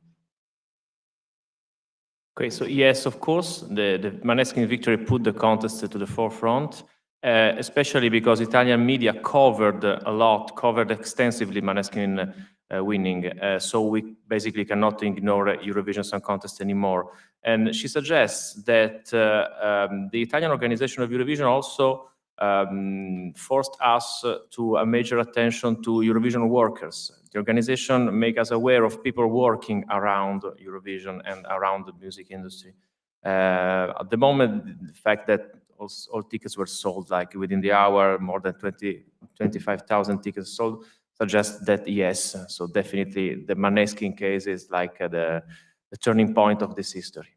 Thank you. Hello.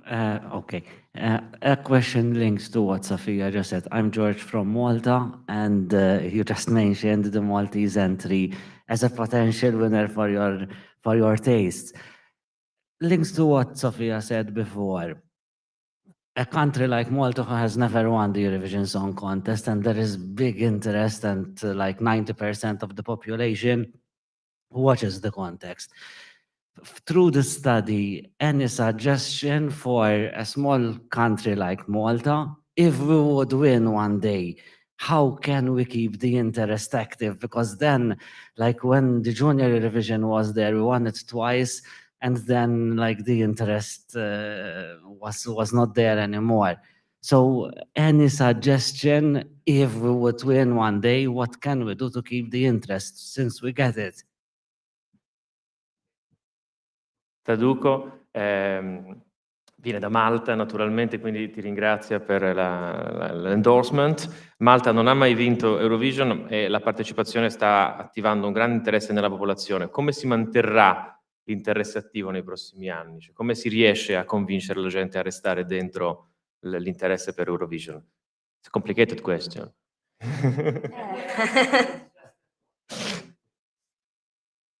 Io credo che la musica sia un media importante e molto potente e la vittoria non va a influire sull'interesse delle persone. Alla fine l'interesse viene da ciò che viene messo in atto, è una sfilata, diciamo, l'Eurovision, una sfilata di musica.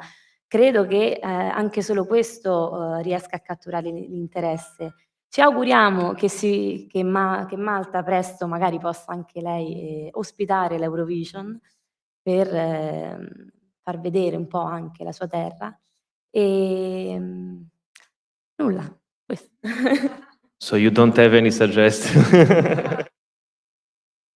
Music is powerful and Eurovision is like a music parade. So the point is to be there, I think, rather than winning to get the interest on.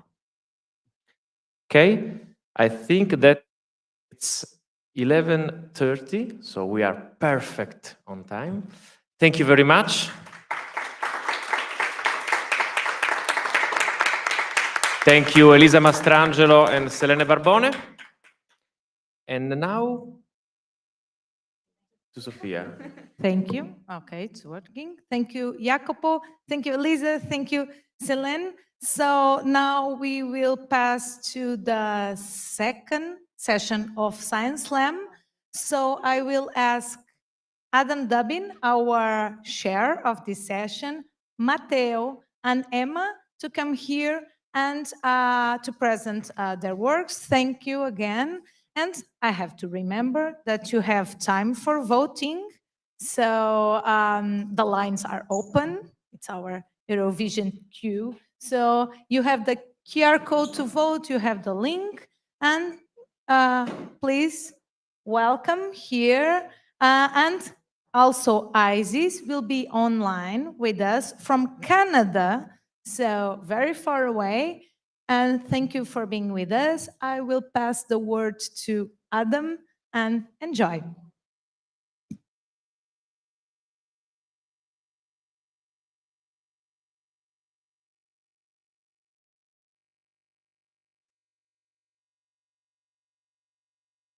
There we go. All right, good morning, everyone. A pleasure to be here today. First of all, big thanks to Sophia and Irving for this excellent conference and all the logistics that go into making something like this such a success. So thanks to both of you. I'm joined today by three budding scholars, Emma Fritze, is Wheelwright, no? And Matteo Panizza, no, if I pronounced that correctly.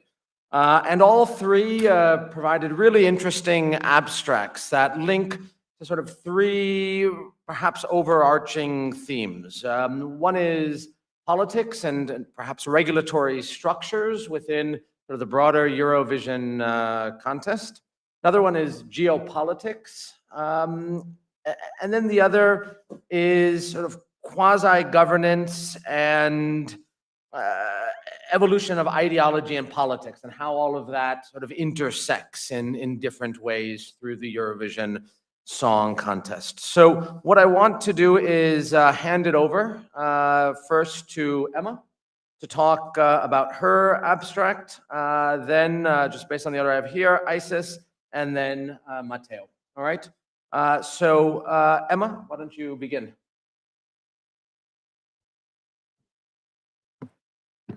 Hello, everyone. My name is Emma, and I am an anthropology student from Sweden. I study at Uppsala University.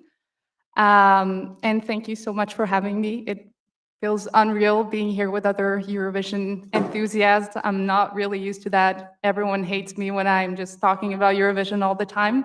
I'm sure you all know that. So it's really an honor. So when I started brainstorming ideas for my bachelor's thesis, it didn't take long until I decided that I wanted to do something on Eurovision. And in Sweden, the national selections, Melodifestivalen, is really a big thing. It's kind of mandatory to watch it every year.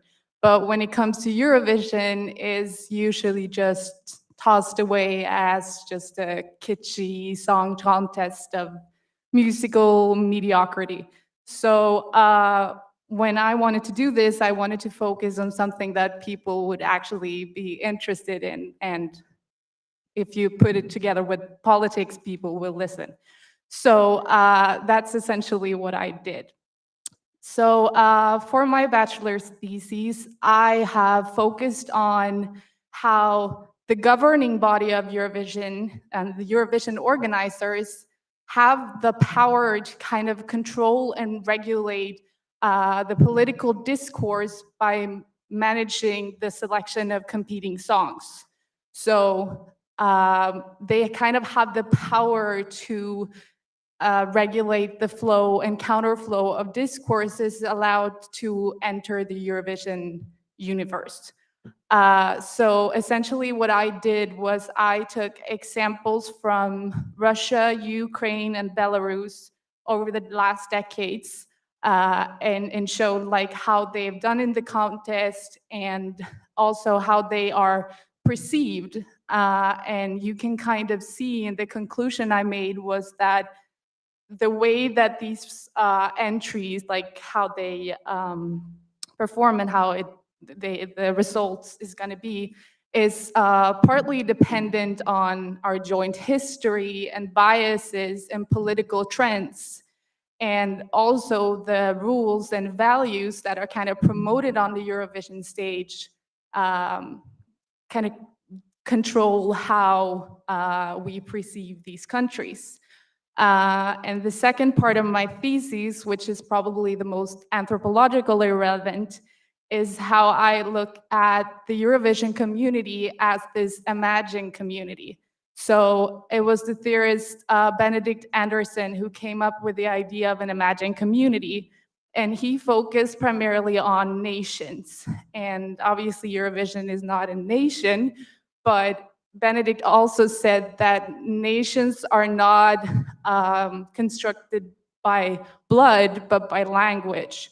So the thing I researched was how through language and through symbols and activities and expressions, people get this collective understanding, and that's how we come together.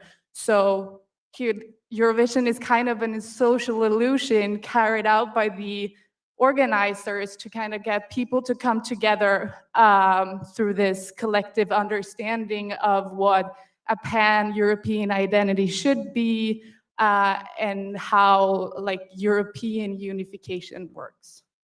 So yeah, I hope that makes sense.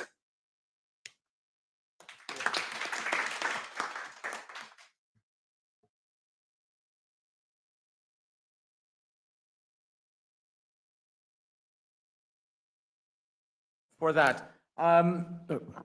So I wonder, you talk about this idea of seeing it as a sort of, to an extent, of nation building, or bringing together nations. And I wonder to what extent, you see Eurovision as sort of a soft power influence within, for example, the broader human rights regime. Now, in my research, I look at to what extent Eurovision can potentially influence human rights advancement. I wonder, based on what you've seen, for example, the contribution, rejecting, for instance, Belarus's contributions, right, last year, for instance, to what extent do you see it as sort of a soft power complement to the broader human rights regimes or mechanisms that exist in more sort of formal structures? Well, one example of this that I touched upon a little bit in my bachelor's thesis is that when Ukraine won in 2016, a lot of people thought that, like, how could they allow that sort of song because it's clearly political. And then you can say that it's the right kind of politics, and the narrative in that case was the one pronounced by Ukraine, but also the Eurovision establishment. So the kind of Russian narrative in this example was silent because it was a very obvious point that they were trying to make here. So clearly with the power asymmetry looking at Russia and Ukraine in real life, this could presumably not have been done using traditional hard power politics. So I think that's an example how these soft power politics kind of go into the competition. Excellent. Let's move on then to Isis Wheelwright, who's joining us online. Hello, Isis. Or Hi. Yeah. Can everyone hear me? Just to check. Yeah, we can hear you. Okay, great. Hi, everyone. I'm very sad not to be in Turin right now. I'm calling in from Canada, and it's 5:30 in the morning, so just to apologize if I might be a little bit tired. I want to thank Irving, Carla, and all the other presenters. I'm really happy to be back here again. I presented a paper at last year's conference about Eurovision's 2019 and the politics of Eurovision being hosted in Israel. And I'm presenting a piece today that it was commissioned for Mace magazine, which is a politics magazine in the UK. So it's called Why the Eurovision Stage Matters for Ukraine. I'm sure this will be a hugely discussed topic at the conference, and also it's going to kind of characterize the Eurovision this year. But when I was commissioned to write it, it was during the time when Alina Pash had just been pulled from Ukraine's Eurovision, so the article changed and morphed as the invasion of Ukraine has happened. And I just wanted to start by sending my solidarity in regards to the Ukrainian community and to all that have suffered from this horrific war. My research was formed around 3 interviews with academics involved with Eurovision, so I wanted to thank them for their participation. Dr. Paul Jordan, Dr. Catherine Baker, and Dr. Jess Carniel. There were 2 kind of main things I wanted to convey in the article. Firstly, it was to contextualize Ukrainian history within Eurovision for an audience who was maybe tuning into the context of during the 22 invasion and Kalush Orchestra's popularity, and to also show that the Eurovision stage has mirrored the history of Ukraine on many fronts, from their independence as a sovereign nation from the USSR to the Orange Revolution, through to the invasion of Crimea and now the Russian invasion. Since its participation in 2003, Eurovision has been a really important site where a unique Ukrainian identity has been represented to a European-wide audience. I can't read out the whole article, but I just wanted to give you a little excerpt from the kind of last section. When I'm talking about this year. So this year's context reflects a devastating new chapter for Ukrainian history. They are fronted by Kalush Orchestra, a rap group formed in 2019 with their song Stefania, a song written by Ola, the lead singer's mother. It combines modern hip-hop with traditional Ukrainian folklore sounds. Initially coming second place on Vidbur, Ukraine's selection show behind Alina Pash, Pash was later withdrawn from competing due to an alleged unauthorized trip to Crimea in 2015. Kalush Orchestra have not been spared from service, but have been given special consideration to lead the Ukraine to perform at Eurovision this year. Oleg told Reuters, "I cannot enjoy it while I'm worried for my loved ones. The war has separated me and my girlfriend." He himself is running a 35-person strong volunteer group supplying medical supplies and helping individuals flee as refugees. He said of his song to Sky News, "It's an anthem for Ukraine and everybody is singing it. Originally the song was dedicated to my mother, but now it's a song for all mothers."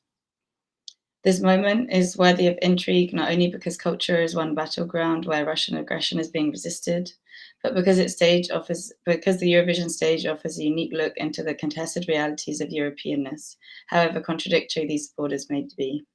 Dr. Carniel suggests that the idea that it was silly or frivolous to think about Eurovision at a time like this is wrong.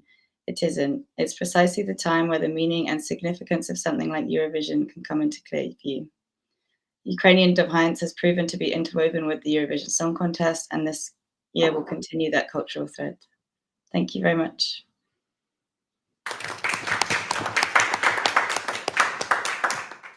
Great, thank you. Thank you very much. Why don't we go to Matteo, and then we can open it up to questions. Okay. Yeah. Hello, everybody. I'm Matteo. I studied here in Turin, where I graduated with Jacopo Tomatis.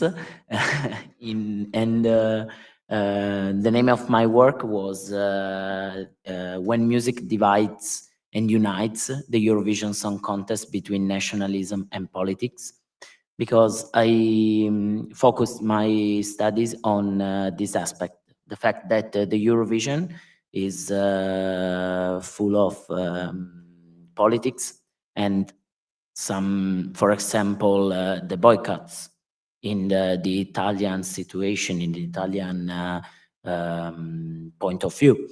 So my work was divided in three parts. The first part was a presentation of the contest, so the mechanism, the voting system, and the nations that are joined the Eurovision.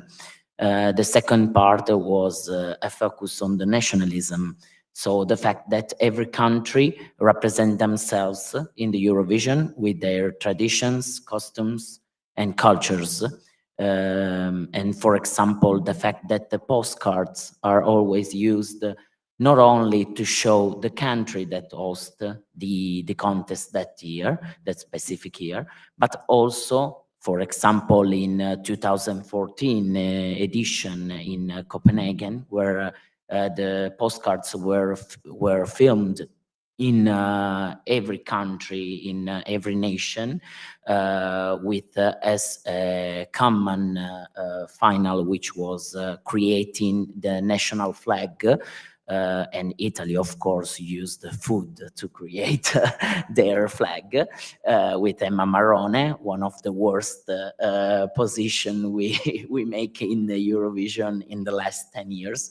So there are a lot of elements, cultural elements, that show the nationalism and patriotism of every country in Eurovision. And the last part of my work was focused on the Italian situation. So the fact that Italy has always tried to show their best, for example, the fashion, if we think about Il Volo, which was really with their ties and everything, but also the Italian culture, for example, always Il Volo, that had in the background classical statues or Roman places and so on.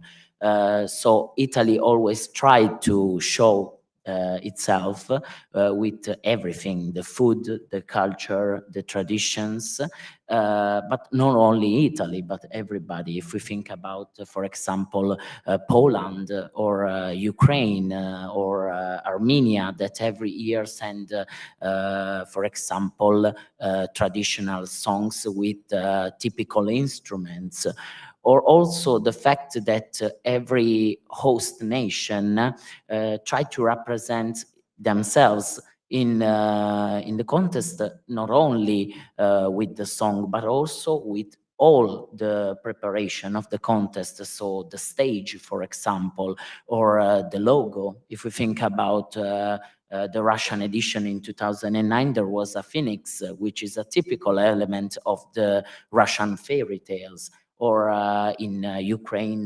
2017 with the typical necklace, the namisto. So every country tries to represent themselves in the contest with every element possible. So this was the focus of my work, the fact that there is a political statement, which is also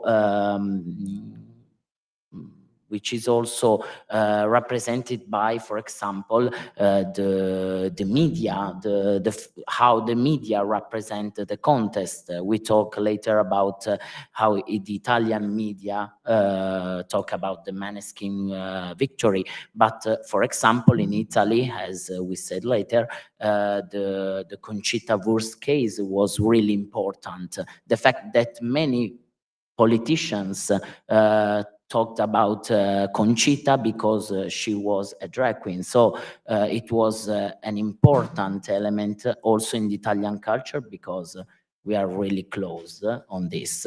and we need to open up, as in Rotterdam said. So the main thing is the fact that there is politics in this contest, even if the contest was created to unite people through music and values all these countries, and not how they represent themselves, who represent this country, even if they are drag or gays or whatever. So it's an important message, because the politics must not be in the Eurovision, but must be a celebration of every culture, every country, and all the people.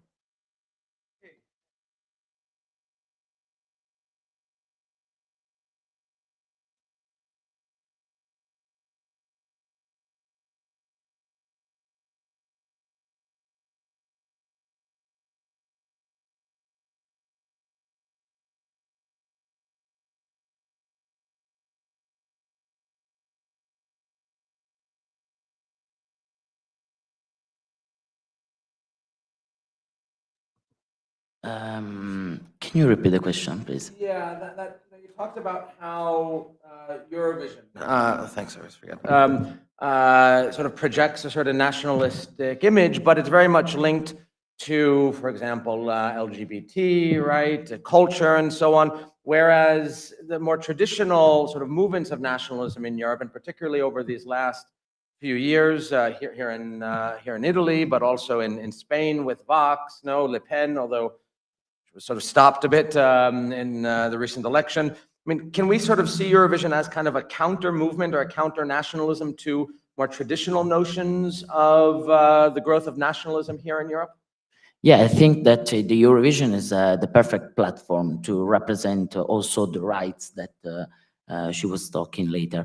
And I think it's a great movement to make everybody understand that it's not important how we are or how we look, but it's important what we transmit, what is the message. So the fact that the Eurovision Song Contest is a contest on music, on songs, it's perfect, because every songs always have a message, even if the message can be a message about rights or a situation like the Ukrainian song of Jamala. So I think that the Eurovision is perfect for this, even if there is still somebody that see the Eurovision as like a gay platform or something about LGBTQ community. And in Italy, for example, there is still this image. So who loves the Eurovision must be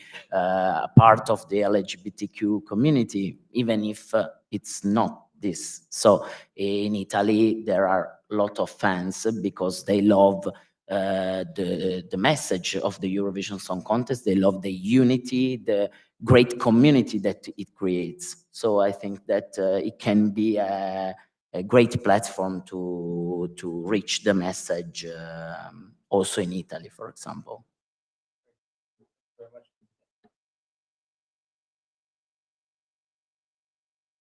Hi, thank you for your great presentations here and in Canada, Isis. I'm interested in reference to soft politics, soft power and politics, and I'm also mentioned of values. And I wonder, Isis, if you could expand on your point about this being, about Eurovision being a perfectly appropriate place for Ukraine to self-present. And does that have to do with a question about shared values in addition to or more than politics? I'm just hoping you can expand on that point about why it's appropriate for Ukraine to be self-representing this year. Yeah, thank you for your question, Karen. I think it's interesting that that idea of representation, when I was interviewing Paul Jordan for the article, he was also kind of reminding me about the representation of who's being represented here and how the Ukrainian government have always been very involved in who represents Ukraine in Eurovision, and that's always a kind of select version of the population. And so that's not always representing kind of every different aspect, but it's actually quite a maybe curated representation for a Western audience. So that kind of definitely transformed what I think.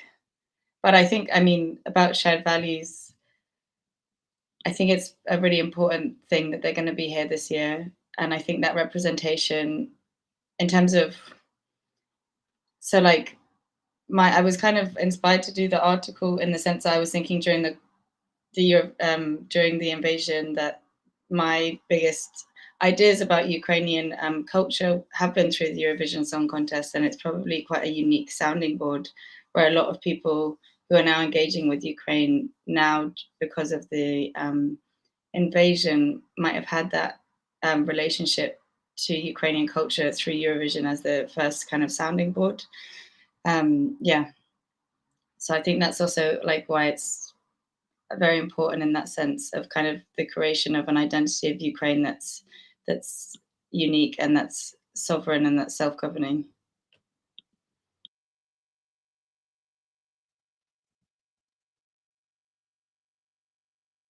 So, yeah, hello, I'm Felix Hering from Leipzig University. First of all, thank you for the invitation here. So I have a question for Emma here. You have been talking about the EBU, but the EBU, of course, is also a network of a lot of broadcasters. And sometimes I get the feeling that the EBU sometimes acts as a sleeping giant. For example, this year with Russia, it wasn't the EBU that pushed for the exclusion of Russia. It were Scandinavian broadcasters, the Baltic ones, I think maybe Poland. So what do you think is the role of the national broadcasters when it comes to these decisions within the EBU? Thank you.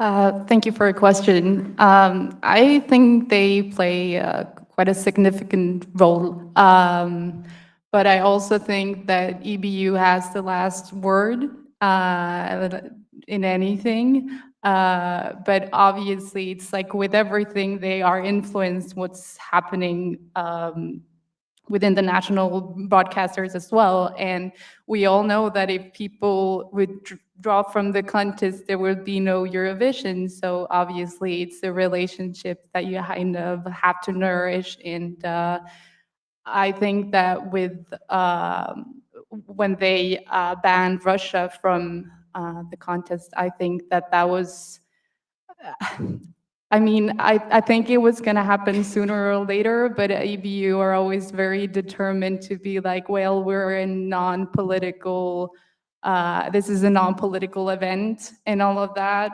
But I definitely think that if they looked at the advantages and disadvantages and including Russia, that the disadvantages were bigger. So I think that was kind of also why they made the decision, because I think if they were to continue to be like, yeah, they are allowed in the contest, people would react, and there might have been bigger issues than just people saying that this is obviously political. So I think did that answer your question? Yeah, kind of. One lever, I mean, that is available, to the EBU that they've exercised, I think not enough, is entering the cases against the countries through the European Court of Human Rights as third-party interveners. And they've done it on 2 or 3 occasions. One, the Conchita Wurst case, once against Greece. But that's an area where the EBU can sort of leverage a certain, more than soft power, in pushing for a settlement against the state when it does, for instance, threaten free and fair media, or it goes against the values. Obviously, it needs someone with victim status in order to bring a case to begin with, right? Which is in itself sometimes a challenge. But there are a number of instances where certainly someone could have brought a case through the EBU once they had exhausted their domestic remedies, and to the European Court of Human Rights, and the EBU could have entered as a third party or sort of amicus curiae and didn't do it. So that's an area where I think they can sort of leverage more direct influence. That was the better answer. Thank you. No. Just to add on to yours. Do we have any other questions in the room?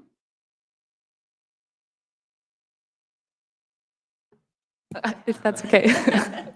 So you talk about national representations, and do you think that the countries or like the entries benefit from like including and playing off of like national stereotypes or singing in their native language?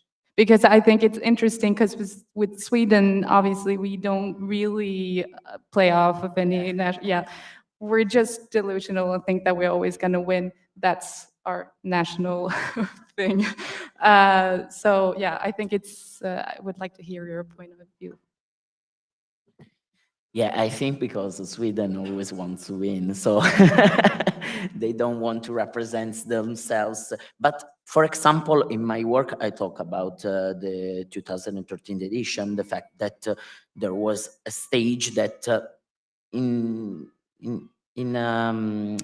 a way it represents the Swedish culture, the fact that there is ice and it's a Nordic land. So there are some aspects, but in the performances, they always study a performance that is perfect for the Eurovision in order to win the Eurovision. So there are other countries, I think, that they want to express their culture to Europe, to let them know their traditions, their customs. For example, I talk about which, not always, but many times they represented themselves with traditional costumes and the traditional instruments. But I think that it's a good thing to do, because the Eurovision is also this, no? The fact that it's a community, it's a group of countries that have different type of tradition, cultures, languages, and so on. And I think it's right to represent themselves with these aspects. But also, I think that also because I don't think that even if the contest is a European contest, so it must be the representation of Europe, not only the single country. I think that it's not always good, for example, to sing in English, because the fact that they sing in English, it's only to let the message understood to people, no? So I think that the fact that many countries decided to sing in their native language, in their mother language, I think it's really good. Not only for the sound that every language has, because I think that it's fantastic to hear every language. For example, Portugal, it's one of the countries that in my work, for example, I analyze it 10 years, no, from 2010 to 2020. Portugal is the third country that has a lot of songs in their mother language. The first was Italy and France, and then there was Portugal. So I think it's wonderful to hear the mother language, and I agree with the fact that the message sometimes it's not received by the public if you sing in the mother language, but I think that it's perfect. It's a perfect platform, a perfect stage to show your culture, your traditions. And I think it's really good, the fact that they use traditions and cultures. I don't know if I answer. I mean, this may be going out a bit on a limb, but could we sort of think of Eurovision, I mean, based on what you've talked about, Matteo, as kind of Europe's night of sort of cancel culture in a way, no? In the sense that it's kind of Europe's night to sort of beat back against these more sort of populist movements, where it kind of shuts it out, at least for that evening, where it projects a much greater visibility of more perhaps progressive mainstream images of, for example, LGBT, or Karen, you've talked about in your articles, in 2012, the Swedish-Moroccan performer who dances with a black man on stage, for instance, right? I mean, images that, the more nationalistic movements within Europe try to kind of beat back against in sort of a different type of nationalism. So can we sort of think of it as kind of the night of cancel culture? Because cancel culture really hasn't caught on within Europe, right? It's more of an American phenomenon. But is there a certain sort of cancel culture element to Eurovision, do you think? I think that the fact that the country decided, for example, to sing in English or to not represent their culture, it's only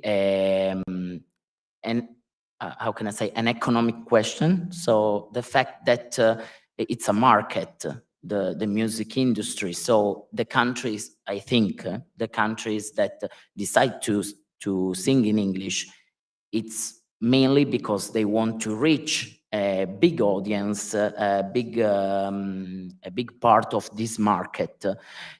While the countries that decides to sing in their mother language or to show their culture, I think that they are trying to conserve, to protect their culture, and show to all Europe, and not only Europe, these aspects. So maybe they don't want to, or they are not obsessed to the market, to the music industry.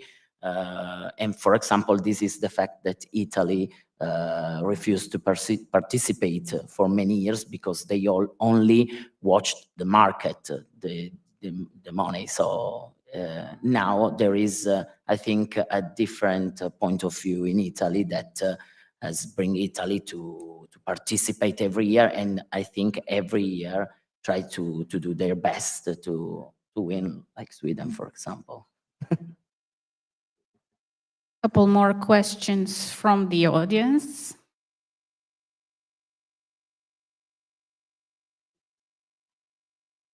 Hello, I really enjoyed the talks that you gave, and I have a question for Matteo or anyone else on the panel who want to comment on soft power.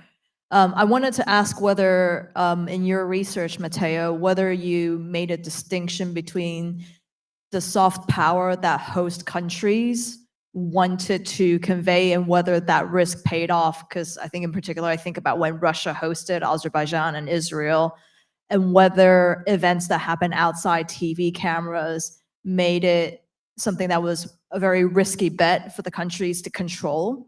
And if not, whether that is something that you'd be interested in researching, and again, open to the panel to answer that as well.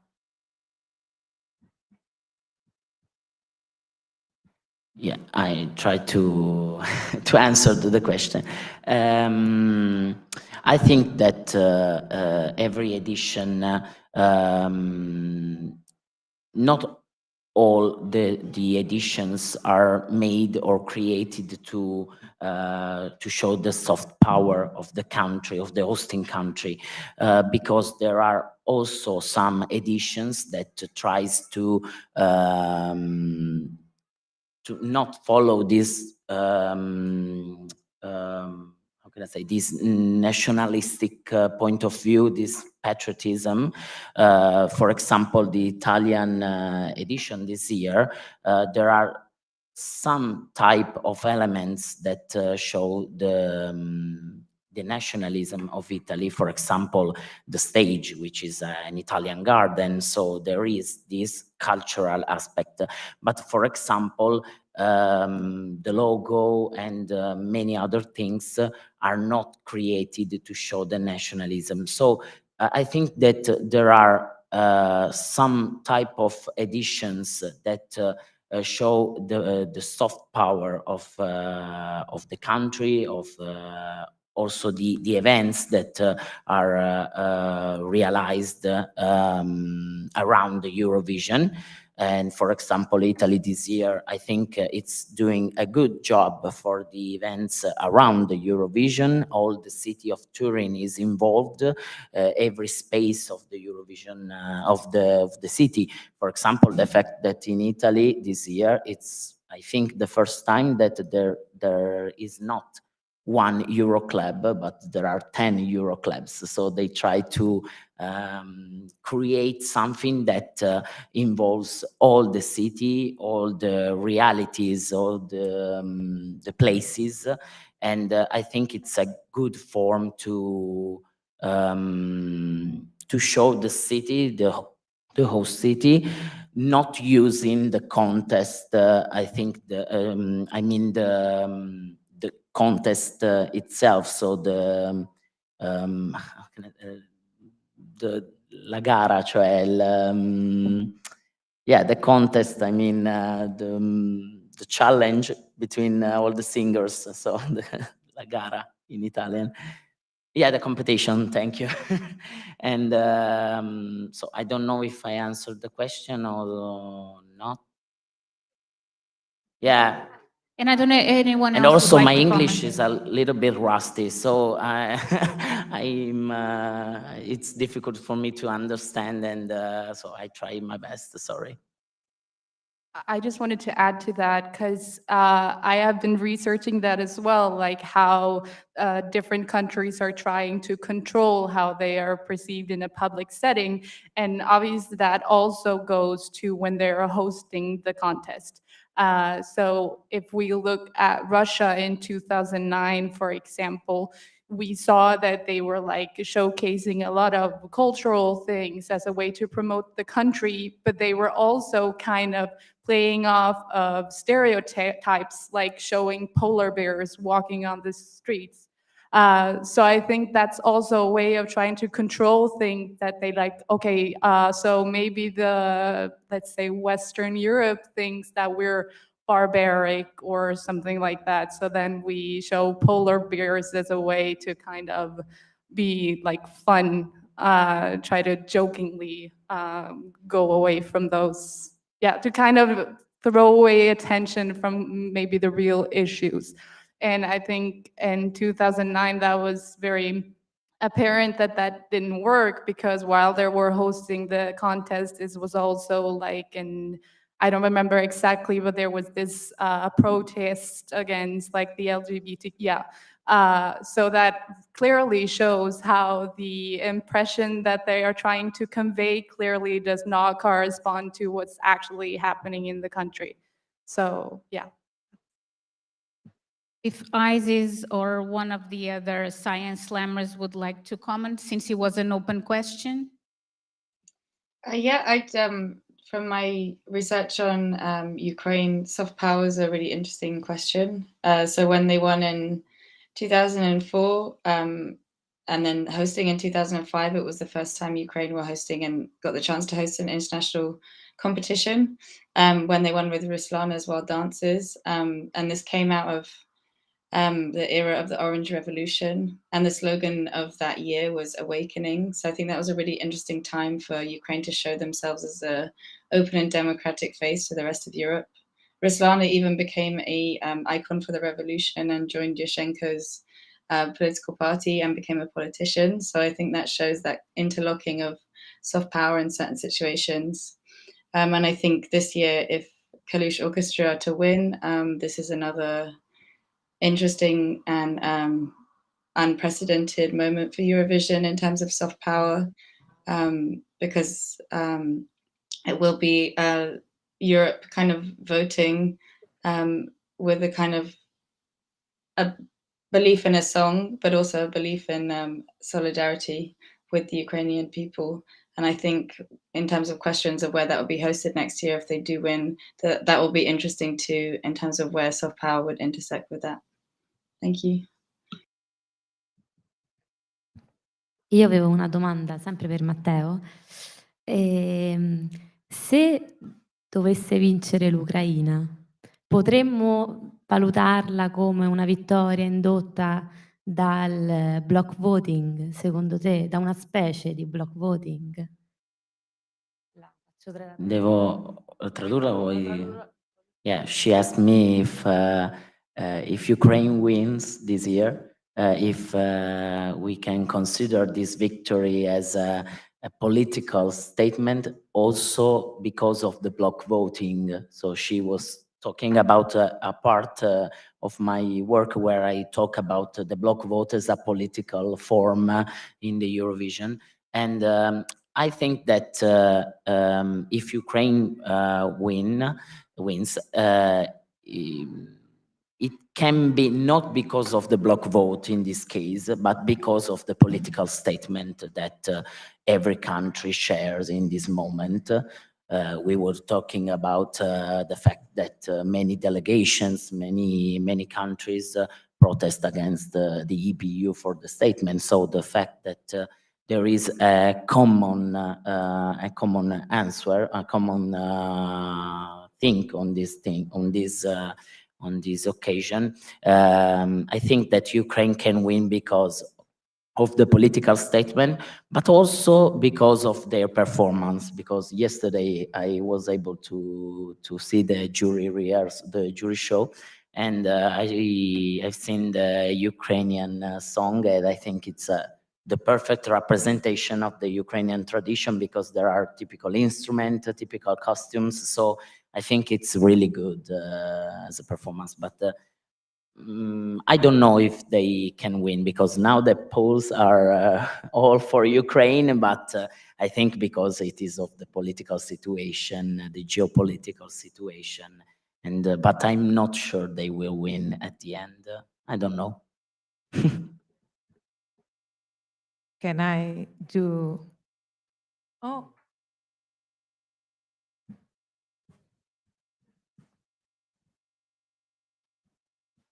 Sorry for another question, but I can't help.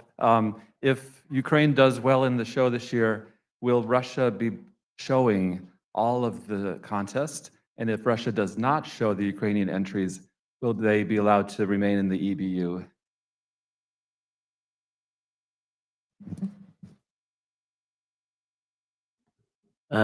Who was the who has to answer?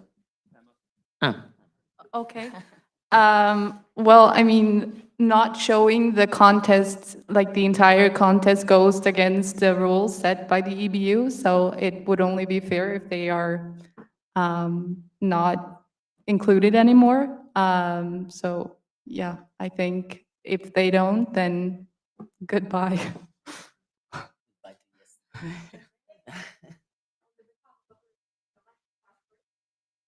Conducted a research called Will to Win, Russian Expert-Oriented Cultural Policy on the Eurovision.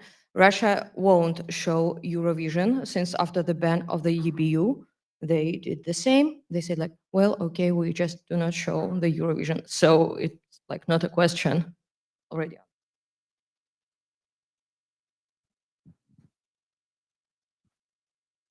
Interesting reflections, but we have one more question, and I think we can follow up this debate also in tomorrow's session.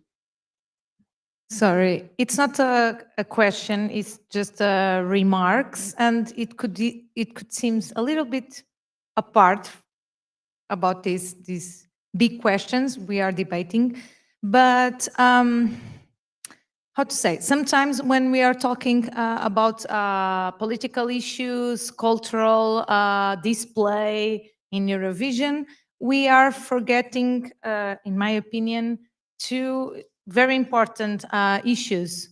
One is the music industry, because it's Eurovision, it's not apart from music industry, it's a part of music industry. So industry, it's inside, and pull some strings, because have a big marketing machine and a lot of money to do it. So, and the other part is this public service broadcasting that have some rules on displaying cultural issues, displaying their own languages, promoting music production. So it is a kind of tension. It is another layer for me. And sometimes we are debating these political issues and cultural display, but I think industry has a very important role also in these questions.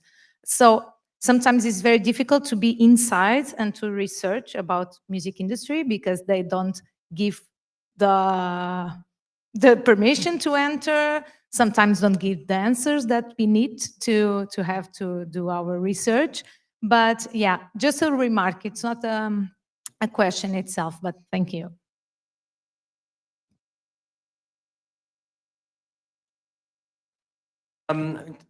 Time has come to an end for this Science Slam, but I want to thank the three speakers, Emma, Isis, and Matteo, for your really interesting and extremely timely abstracts and papers, that shed light on a lot of important geopolitical issues and really provide us with interesting perspectives on how the EBU and Eurovision can act as a sort of quasi-regulatory body, in the face of geopolitical complications and those that we're seeing today. So thank you very much to the three of you. Pleasure to be here with you. Thank you.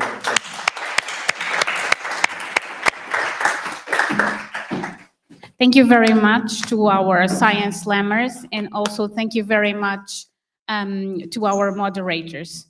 So we now move on to a very important moment. Europe, the lines are closed, or I should say, world, the lines are closed. Sorry, some technical issues on positioning on the stage.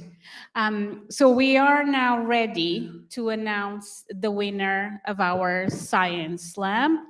And my colleague Irving is having the honor of announcing this moment. So again, thank you to Elisa, to Selene, Emma, Isis, and Matteo. Irving, are we ready?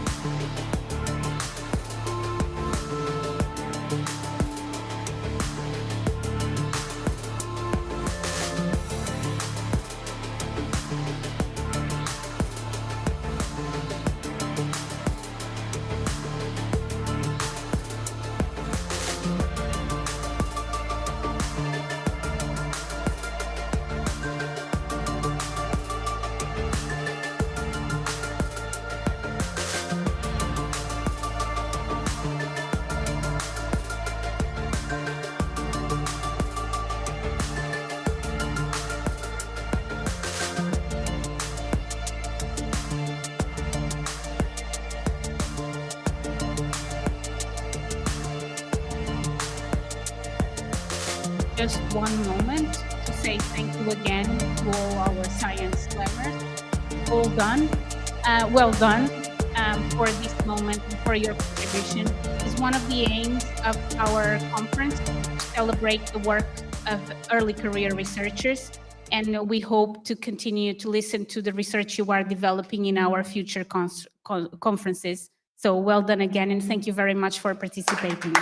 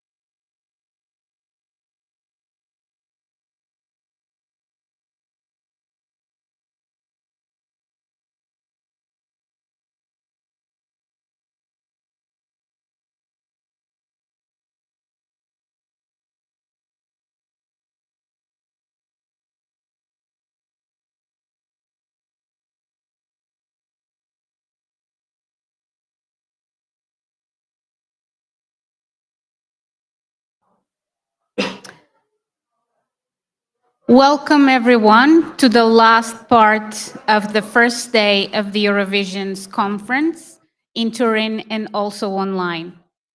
This final part of our session is a book presentation.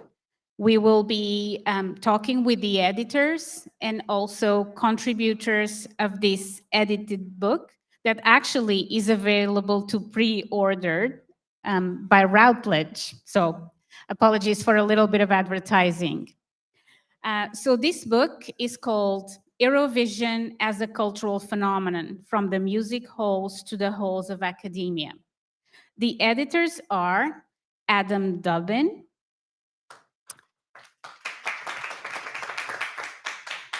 so Adam, among other positions, is an assistant professor of law at Universidad Pontificia Comillas in Madrid, Spain, where he teaches subjects related to human rights, development, and sub-Saharan Africa.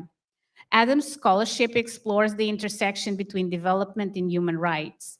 Besides the co-edited book he's going to present today, along with Dean Vuletic, Adam is also editing a book soon to be published by Routledge on the Eurovision Song Contest and human rights, which is related to his scholarly interest on the intersection between pop culture and human rights. The other editor of this book we are presenting today is Dean Vuletic.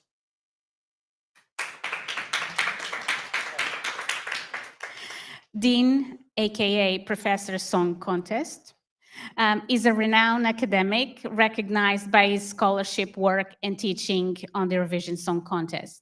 Dean is an historian of contemporary Europe based in the Research Center for the History of Transformations at the University of Vienna.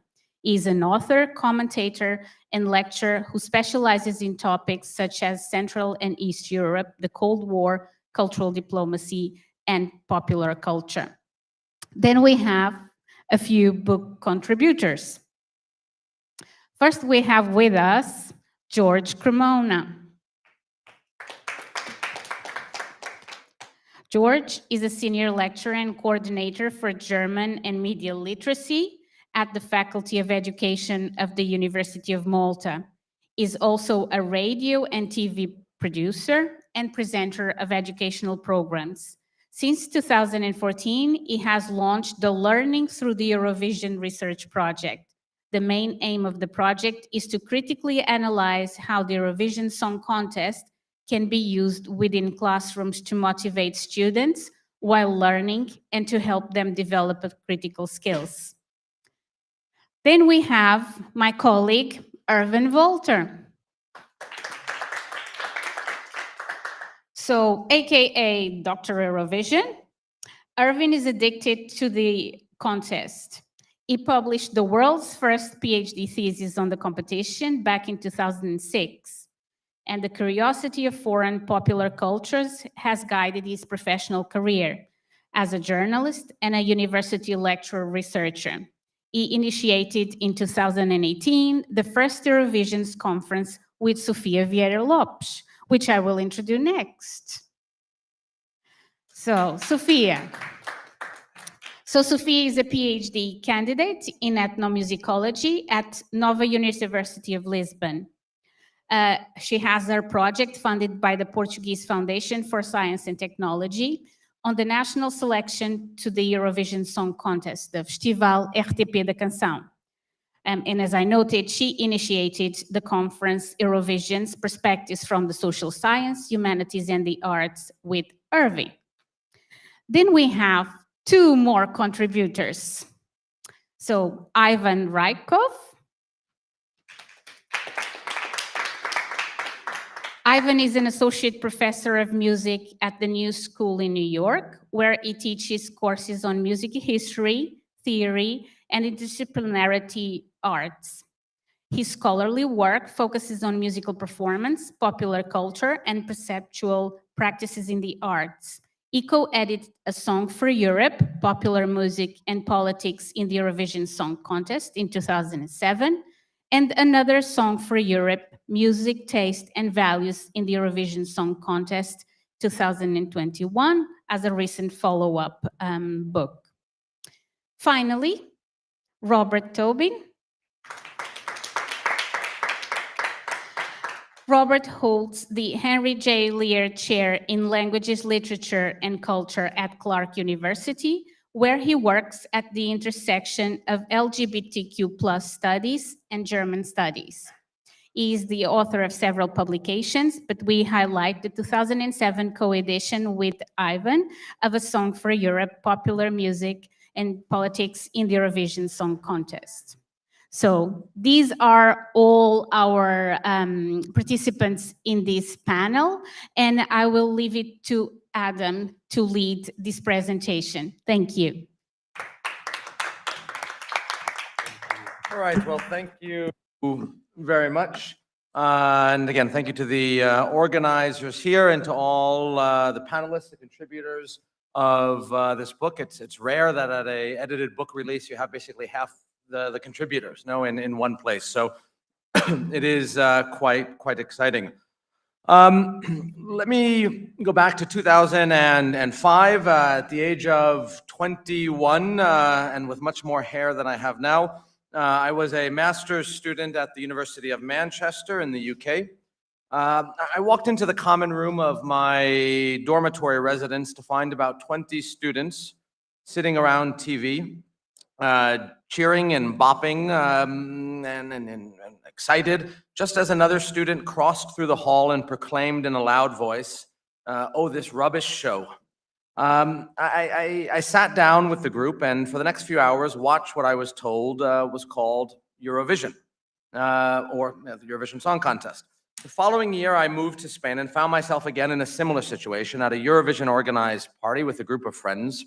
The purpose, though, was not to gather around and watch the show, but rather to gather around and sort of jeer and criticize the show. And this began to happen on a fairly yearly basis amongst this group of friends, but which I credit as being the spark that led me to become a fan and to generate my own interest in Eurovision. As an American, frankly, I had never seen Eurovision before. Fast forwarding a few years and now working as a human rights professor at NYU in Madrid, I had the good fortune to meet Dean at an NYU organized symposium in Berlin. Dean told me about a course he had created and taught at NYU Florence on Europe through Eurovision. And it dawned on me in this moment that this contest, which seemed to gather people around a television for a rather strange sort of fun based on laughing and criticizing, had a lot more substance and meaning than what I had originally grasped, frankly. And in fact, what probably most people grasp. But I left our discussions in Germany intrigued, but assuming that Dean's encyclopedic expertise of Eurovision and this fascinating course that he created was really limited to him and not too many others. Until I met my other co-editor, Antonio Obregon, the former vice rector of my current university, Universidad Pontificia Comillas in Madrid, whose knowledge and passion for Eurovision is equally as encyclopedic and has made him the go-to expert and commentator across Spain and on national television and radio about Eurovision. Now, as someone who ironically never much enjoyed law in its more conventional sense, especially deciphering statutes in monodisciplinary articles, along with my own intrigue and interest in Eurovision from a human rights standpoint, I was enticed by this possibility of linking law and Eurovision, which eventually became the basis of my chapter in this book. But to make a long story short, this ultimately led to Dean, Antonio, and myself coming together to create, literally just before the start of the pandemic in Europe, a symposium in my law school on Eurovision as an academic phenomenon that could have very easily become a super spreader event. No, but instead really only became the basis of this book, fortunately. So what is this book about? In recent years, the Song Contest, as you all know by the fact that you're here, has evolved from what the organizers had perhaps intended as a merely European-wide song contest to becoming a highly studied and taught academic phenomenon that provides a vehicle for analyzing a broad range of disciplines, such as international relations, as we heard about, women's rights, LGBTQIA+ studies, critical race theory, and many others. From Franco's refusal to send a Spanish singer, Jean Manuel Serrat, to who wanted to sing in Catalan, to the large LGBT demographic that supports Eurovision, to concerns about the lack of racial representation, to the recent expulsion of Russia. The song contest has, according to Dean, always reflected economic, social, and technological developments across Europe. Robert Tobin, in your recent article in The Conversation, sums this up by saying, despite the popular and ephemeral nature of its song, the event has, since its inception, reflected the political culture and geopolitical realities of Europe. However, what has changed over recent decades is the increasing use of Eurovision as an academic tool to understand Europe, which has led to an outgrowth of journal publications, conferences, and classes organized around the song contest, which seeks to provide a new and useful multidisciplinary lens into Europe. Drawing from a wealth of academic literature about Eurovision written over the last 2 decades, the aim of this book, which includes a foreword by Martin Osterdale, the executive supervisor of the ESC, is to consolidate and recognize Eurovision's relevance in academia by analyzing its contribution to different fields of study. The book brings together the leading Eurovision scholars, many of whom are here with us today from across disciplines, to reflect on this intersection between their academic fields of study and the song contest. The book draws from fields rarely associated with Eurovision, such as law, business, research methodologies, to demonstrate the song contest's broad utility, both in academia and in professional settings, such as how Eurovision voting can be relevant for boardroom decision-making. The central questions which the book seeks to answer are, how has Eurovision evolved from a mere song contest into an academic phenomenon? What has Eurovision contributed to the different fields of study included in this book? And how does Eurovision serve as a pedagogical tool for teaching European-focused subject matter? So with that said, I think maybe rather than talk about my chapter, I'll hand it over to Dean to then say a few words. So, yeah.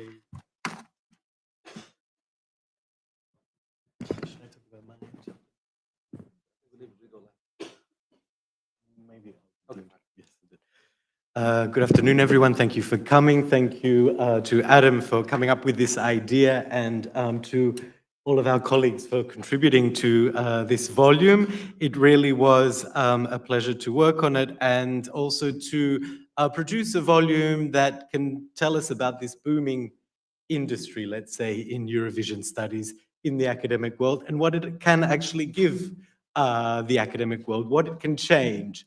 So not just how this can be an entertaining tool to teach Europe, or to try to explain the politics of Europe, but how it can change different fields, and how our research, our study of Eurovision can even change the contest ourselves and itself.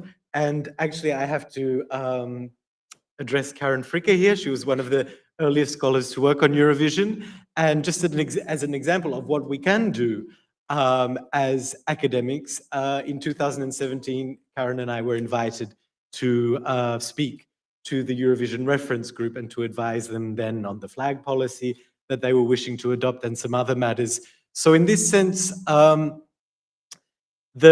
EBU is also willing to listen to academics and willing to listen to our contributions, willing to also engage with our novel research.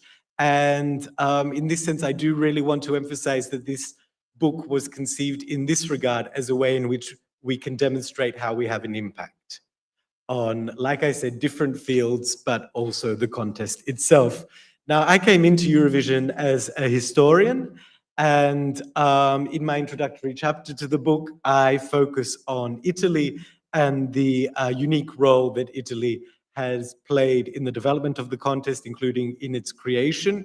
And here I also point out that one of the things that we need to do in history as academic historians is also to redress the myths and even the prejudices that have been spread by amateur historians who have so far dominated the historical narrative of the contest, in collusion with journalists who love to present the sensationalist aspects of Eurovision, many of which I try to address in my book and to prove were not true. So, for example, even the basic idea that Marcel Besançon was the founder of Eurovision is not true. The idea came from Rai. It was developed through meetings in the EBU. He was the founder of the Eurovision network, but not of the song contest. And then there's this idea that I always get asked by journalists about Eurovision somehow being created to forge a European identity, which is completely not true. I went through the documents, historical documents, through the writings of these EBU officials, and they never talk about it that way. It's always in technical terms. This was a group of media professionals who wanted to put together a show that would experiment with the nascent technology of television and produce cooperation in the making of television programs. So this is the role of the historian, let's say, when it comes to Eurovision studies. And we have a lot of different fields represented in this book, which was deliberate, of course, and which is the strength of the book. So from history, we also move on to political science with articles from colleagues in Australia, cultural studies, also from Jess Carniel and Chris Hay in Australia, media studies from Mari Pajala in Finland, who was a pioneer in writing about Eurovision. Then we get new fields involved, such as law, and Adam gives a good example of how research on Eurovision can also change the way we think about law and the way we teach law. We, of course, have our musicologists represented, very fascinating perspectives on journalism from Irving, and how fan journalism and professional journalists have clashed and in the history of Eurovision, but in recent times have perhaps benefited from cooperation with each other. This year brings a new chapter to that story, obviously. And yeah, then from George, Ivan, and Robert, we have other chapters which they'll talk about, but I was especially happy that Robert and Ivan could join us because they edited the first ever book on Eurovision, and you know, they were pioneers in Eurovision scholarship, like Karen as well, and George too, who gives us the perspective from one of Europe's smaller participants in Eurovision, but one in which the contest has a huge following. And it's not just Sweden, in which they create, the whole country is crazy about Eurovision, but Malta as well.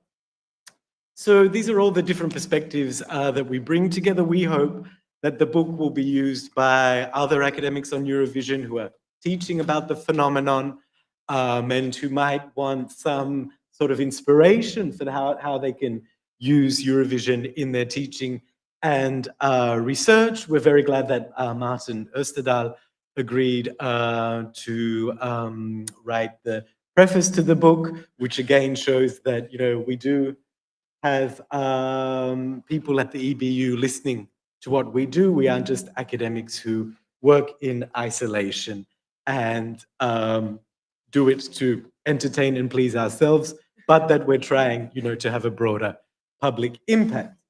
So that's it from my side. Perhaps Adam, you'd like to introduce? Should I introduce the speakers, the presenters, or they could do it themselves? Go down. Why don't we start with Sophia and just go like this, simply? But the other one. Mm-hmm.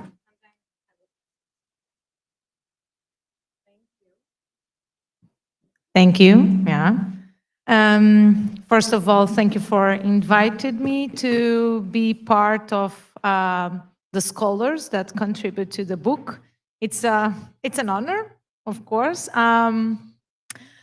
because I'm working mostly about the Portuguese contest and the Portuguese national selection, of course, always linked to the Eurovision Song Contest, but publishing mostly in Portuguese. So it's very important to spread the word in English. We know it's a lingua franca, but it is very important to spread the word and to have new audiences and to have this knowledge wide knowledge about the Eurovision Song Contest. So I'm very glad to be part of the group.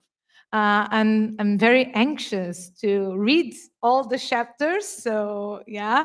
And I have to start just with these remarks. I shared the chapter with my supervisor, Professor João Soeiro de Carvalho of the Nova University of Lisbon. And we are musicologists, we are ethnomusicologists. So our goal is to convey how Eurovision Song Contest is a perfect example of how ethnomusicology can encompass several layers of this complex event. So we were dealing for several years with this prejudice that Eurovision has in academia. In my first year studying, I had to explain in the university why I am doing this, even for ethnomusicologists, even for popular music studies. So for me, it's obvious, but for others was not. So I had to explain, and we stressed in our chapter how it could be important, how it could be relevant for the ethnomusicology. So we start with this idea of music or music behavior. We use also the expression expressive behavior because music is not the sound, only the sound. Music is the performance, also is the all talks, all concepts, and whole behaviors linked to music sound. So for us, ethnomusicologists, it's very important not only to study the sound in this technical way with musical analysis, but of course, and very important is what people think about it, how people behave with music, and which behavior are influencing music practices.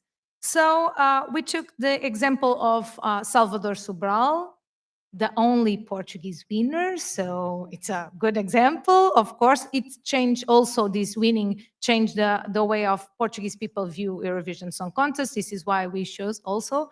And if you look at Salvador's performance on stage and off stage, you see these several behaviors expressing his own values and ideas. Values about music, values about what Eurovision is, and what Eurovision could be.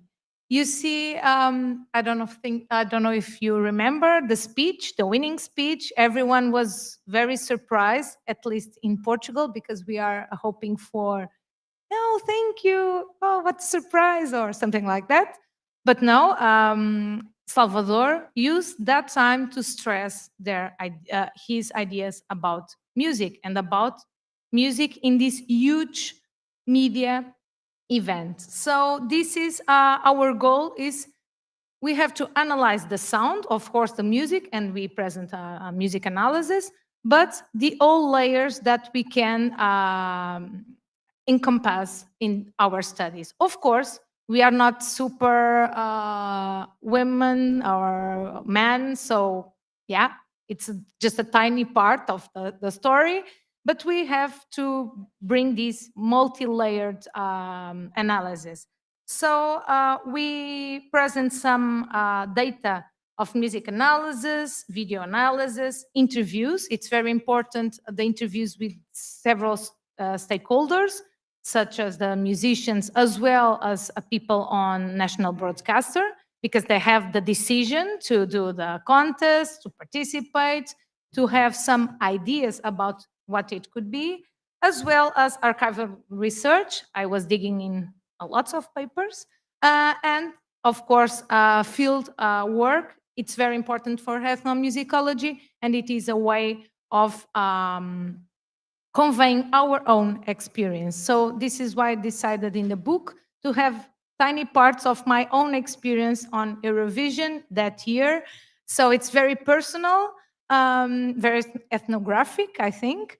So this is our way of doing stuff, and we wanted to convey this in the book. So I think for more, you have to read the book. So thank you, and thank you for the opportunity to participate.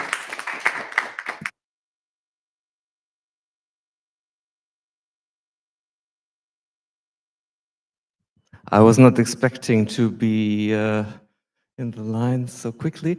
Well, the personal experience in Eurovision is something that, in fact, took me not only to become a journalist, but also to become a scholar. And it was at that time very difficult to convince my professors about the importance of Eurovision. So, dear fellow science slammers, I think we have all experienced the same. When I was asked to contribute to this book, I was immediately thinking of my personal way to Eurovision, through Eurovision, and how I got there. It was, in fact, a coincidence that led me in 1992 to the press center of the German host broadcaster, not so easy, MDR at that time. And it was, in fact, we were looking for the entrance door for the venue. And if you have been to Magdeburg at that time, closely after the fall of the Iron Curtain, you can understand that it was not so easy to find the way through. And we ended up in the press center. And immediately a woman was asking, yeah, you're coming here for press accreditation to Malmö? I said, press accreditation? Malmö? What do you want from me? And she forced us literally to sign the paper to apply for an accreditation. And since at that time I was president of the German OGE branch, I thought, yeah, this would be a good opportunity to do some coverage for our magazine. And I dived into a completely new world. If I think of how the press centers are looking now, we have here an example of the Press Center 2022 in Turin. And I was digging a little bit. I couldn't find a picture of the Press Center back in 92, but in 93, it looked like that. So this was the press center, and I was wondering at the time, why should I, if I'm a journalist, work under these conditions? And that's lots of journalists who might have thought this, because in fact, there were maybe 10% real journalists and 90% invited people that have been caught in the trap of the host broadcasters who wanted them to come there and to show that the artists are not presenting their songs in front of empty seats. So you can imagine the press conferences at that time, they were horrible. It was silence for minutes until finally head of delegation was grabbing the mic and said, so if you're not going to ask questions, I'm going to do it. It was a very funny thing. And by time, when there were more and more fans accredited and also developing their journalistic skills, because if you wanted to have an accreditation, you also had to show that you are working for a newspaper. And this was the first thing I did when I wanted accreditation for Mill Street. And the newspapers were very thankful that there was someone going there, that they didn't have to pay for the travel, they didn't have to pay for the hotel, and they got a newspaper article for very, very low money. This led at some point to a conflictual situation when Eurovision was becoming more and more popular at the beginning of the 2000s. And the, let's say, real journalist felt that the fan journalists would take away their opportunities to do good interviews, to get press material, and so on.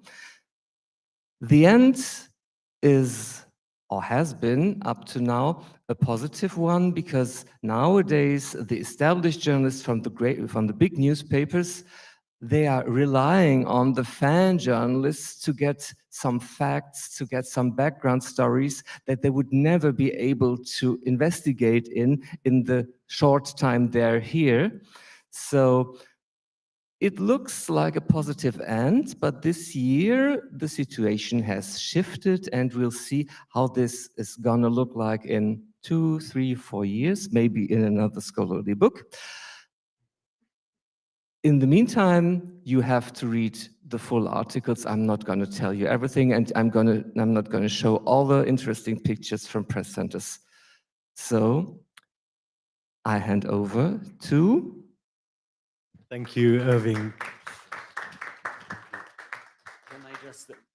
Can I just stand up so that I can see the pictures as well? Thank you. So when the editors contacted me to write this contribution, I was very excited because this gave me the opportunity to share insights about which came out from the learning project, the Eurovision Learning through the Eurovision Learning Project, which has still now had over 100 invites since it's by 100 schools, not only in Malta, but also around around Europe, including Ukraine, including Switzerland, Sweden, here in Italy, and other countries where the Eurovision Song Contest did take place. Basically, what I'm going to do in this very short time is I will share insights with you how material from the Eurovision Song Contest is used to promote values which are propagated by the European Union. However, this project always involves students at the center, teachers as well at the center, and also they assume a critical role. Even those who do not like the Eurovision Song Contest can have their say. As Adam was saying, not everyone follows, not everyone likes, but this gives us as well in class the opportunity to work with from primary children to secondary school children to university students, and they have a say. And while learning a language or while learning other content, even including mathematics, including social studies, for example, we use this material from the Eurovision Song Contest to promote values from the European Union. So, for example, I would like you to just look at the next slide and have a guess who this could be. Who could this be? So let's move to the second slide. This is the hair, this is the neck of the same artist. Very far. No. No. Let's look at the eyes. Who's that? No, it's a participant of the Eurovision, a winner of the Eurovision Song Contest. Conchita Wurst, very good. And actually, through Conchita and through the messages she also transmitted not only during the Eurovision Song Contest, but afterwards, we discuss with students about the right of individuals to be free from the discrimination of the basis of sex and sexual orientation. Let's move to the second artist. No, this one, I have a clue. This includes numbers. It's something related to the Eurovision Song Contest. It includes numbers, and it features every year. Tonight we will see this. What is it? It comes at the very voting, and what do we see? The number. The scores, the scoreboard. Very good. And through the scoreboard, we do activities related to, we discuss with these students as well. Yes, that's the right of individuals to be free from discrimination on the basis of nationality, how people vote, the idea of neighbors, whether it's what students think, what research shows. So let's go to the third thing, to the third aspect. What's this? Whose nose is this and whose Estonia? And very good, Ken. Thank you very much. Okay, why? He is, let's go to the second, to the next one. Whose hand and whose hat? Very good, and these are through these and through Dave Benton and other singers, we discuss about the right of individuals to be free from discrimination on the basis of age. Next slide. What is this? Someone is wearing something on her neck. She's also a winner. Lena, very good. And actually, she wore a Tau cross there, and through Gabbani, for example, who spoke about Occidentalis karma. And even though in the Eurovision there is also this rule regarding keeping away from discrimination from religions and even I mentioned, but these are also, these artists give us an opportunity to discuss with our students and to let them discuss about the right of individuals to be free from discrimination on the basis of religion. We're reaching towards the end. Next one. And now, next slide. Okay, so they were 4 and they had less time. Their song was a bit shorter. Very good. Okay, and this allows us to speak as well about ability, not disability, about how the context always gives space to abilities, not to highlight disabilities. One last factor. These are the two singers. They had the same song title, Amber in Malta and Georgia, and their name, the song was Warrior. Very good. And this allows us to even give the students the opportunity what would happen, what's justice, what's not. And one last clip. This time I want to make you hear this. Who's this?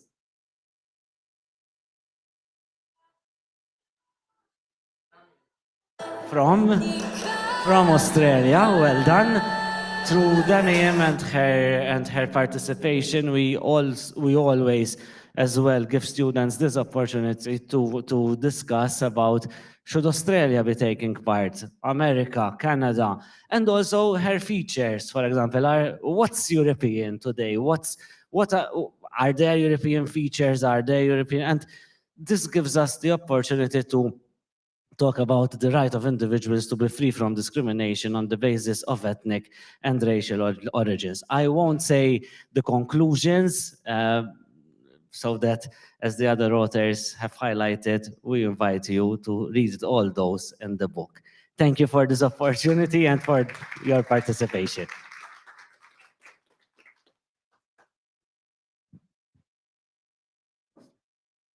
Thank you for this wonderful panel and this collection. It's exciting to see the work continuing over the years.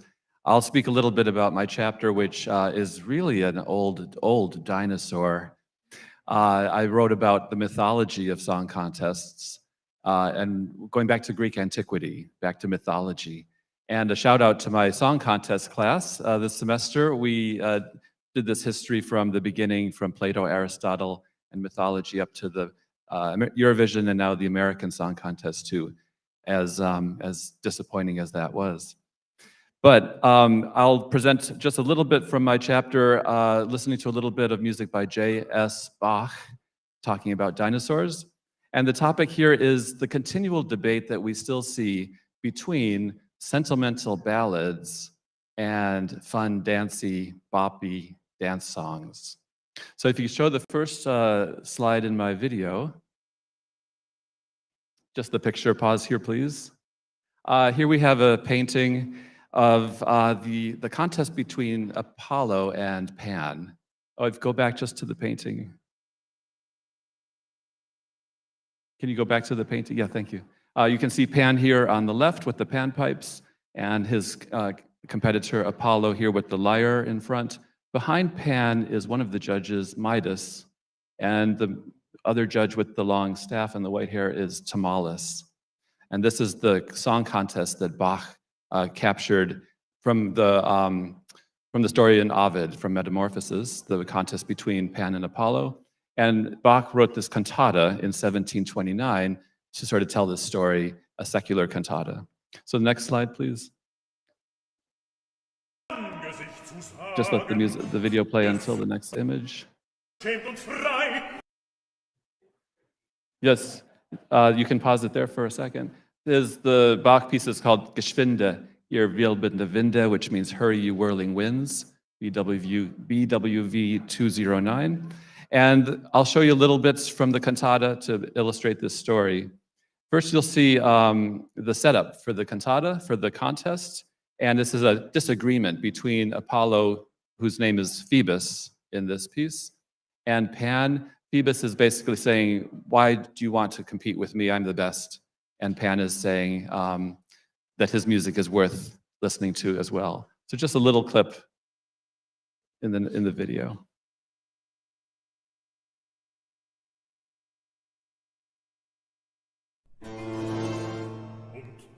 Bist doch so unverschämt und frei, mir in das Angesicht zu sagen, dass dein Gesang viel herrlicher als meiner sei. And then pause it here for a second.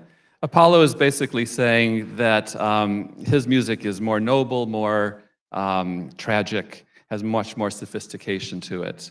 And as Bach sets the song by Apollo, you'll hear that it's in a minor key, and it's about verlangen, which is longing. Notice how Bach stretches the middle syllable of verlangen, lang, as a kind of musical text painting. He stretches it very long, just like longing and desire are communicated through that word. Bach sets it musically that way. The story in this song is Apollo's love for Hyacinth, and the pleasure he feels in stroking Hyacinth's hair and touching his soft cheeks. And the backstory here is that they were lovers, but Zephyrus, the west wind, killed Hyacinth with the discus, and Apollo is mourning his death. A little clip from that aria then.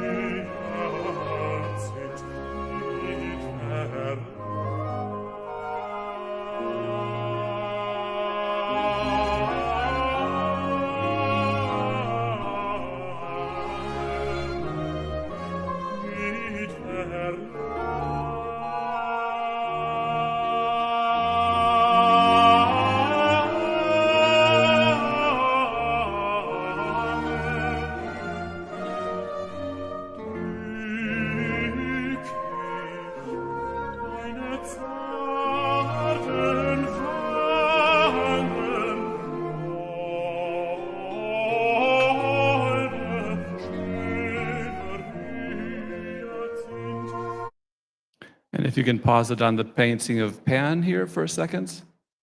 That was your sentimental ballad, and Pan's song is very different. It's music of earthy and earthly inspirations, has a strong general popular appeal, especially because it's music for dancing. It's in a major key in the galant style. It has a prancing triple meter, 1, 2, 3, 1, 2, 3. It's marked allegretto scherzando, which is a lively musical joke.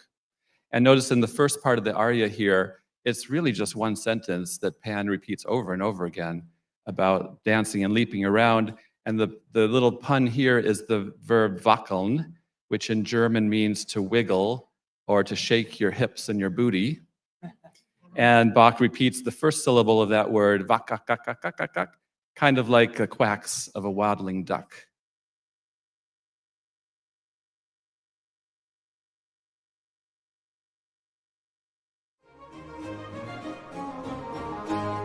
Tanze, zu Sprünge, so wackelt das Herz.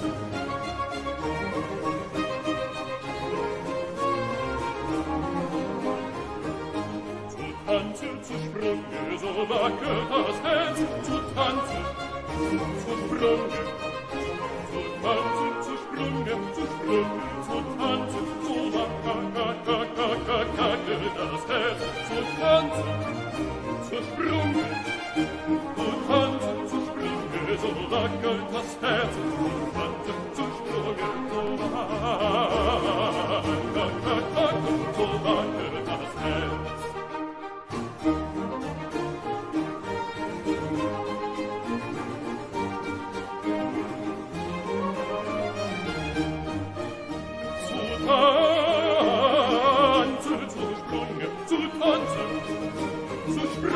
There's Pan with the wild dancing that he inspires.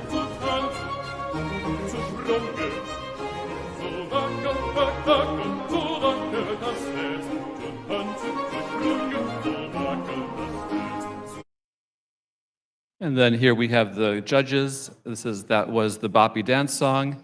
And the two judges, Tomatis and Midas, are discussing their verdict here. Over to the next slide.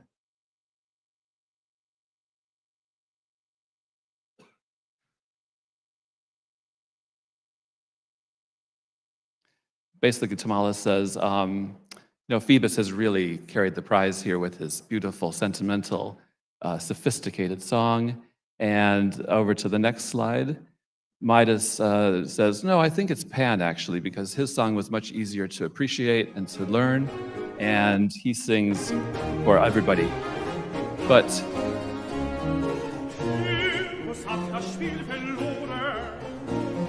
note, Midas says, to my ears, Pan's song is the best, and Bach gives donkey praise to the word ears.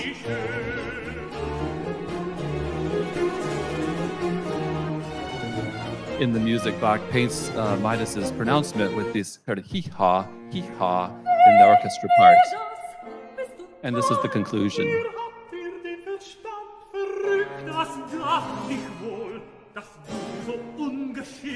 Everyone's making fun of Midas. Verkehr ich dich in Rahmen, soll ich dich schinden oder schamen? Ach, plaget mich doch nicht so sehr, es fiel mir ja also in mein Gehör. And the verdict is that Phoebus gives Midas the ears of a donkey. Das ist der Lohn der tollen Ehrbegehrigkeit. Warum hast du diesen Streit auf leichte Schulter übernommen? Ist mir die Kommission so schlecht bekommen? How badly this appointment has turned out for me. So next time you watch the scoring in the Eurovision Song Contest, feel a little pity for the judges and the jury who end up with the donkey ears.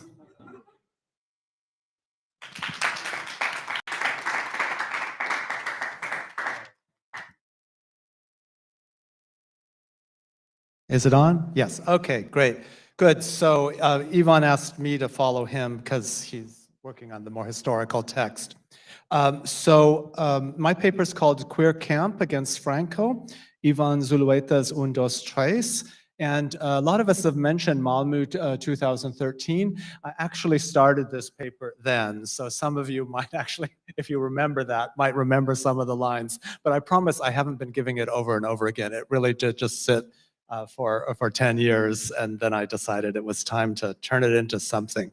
So I have two main interests to begin with. First of all, we think it's the first extensive parody of the Eurovision Song Contest.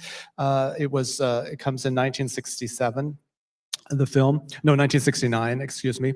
And then secondly, in a related way, I was concerned with I've been irritated for a lot of my academic life with Susan Sontag's claim that camp is depoliticized and disengaged. So I wanted to think about the possibility of rehabilitating camp as a political activity, and what made me, for reasons I'll explain after the clip, it made me think that maybe if we used Walter Benjamin's idea of the possibilities of the mechanical reproduction of the artwork to create progressive change, that we could actually see a way that camp could become more political. So I'm going to show you a clip, and then I'm going to just give very short 4 points. So I promise this won't go on forever. But let me just set up the clip. So the premise is that there's this contest called Mundo Canal, which is obviously based on Eurovision. And its composer, Marina de Obregon, no relationship to the co-editor, is going to sing it and play it. But then afterwards, they're going to find a band to perform it. And the announcer that you're going to see, Jose Maria Inigo, would actually later be one of the Eurovision announcers in Spain at various points. So there's a kind of interesting overlap. Now, this doesn't have subtitles, but if you don't know Spanish, that's actually fine. You'll be able to understand. It's just focus on the language, the body language, and the editing. And what I'm interested in encouraging you to look at is the campiness of it. Think about why it's campy, and then also think about the mechanical reproduction of art. So I'm going to turn off my thing, and we will listen to this for about 2 minutes or so. A una a la derecha, más. Silencio en el plató. ¿Listo, López? La señorita Obregón que no se mueva de su sitio. Grabamos. Amigos telespectadores, faltan todavía 15 días para el Festival de la Canción de Mundo Canal. Pero ya podemos anunciar a ustedes la melodía que nos representará con todos los honores. Atención, amigos. Su título, Mentira, Mentira. Y su autora, la encantadora señorita Marina de Obregón.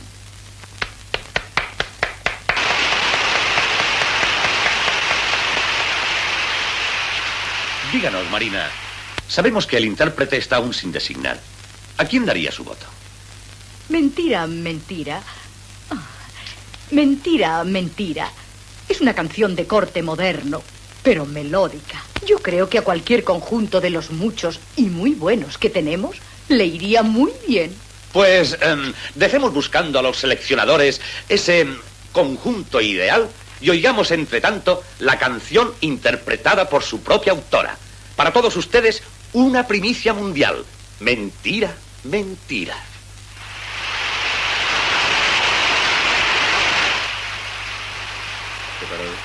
Venga. No, pincha.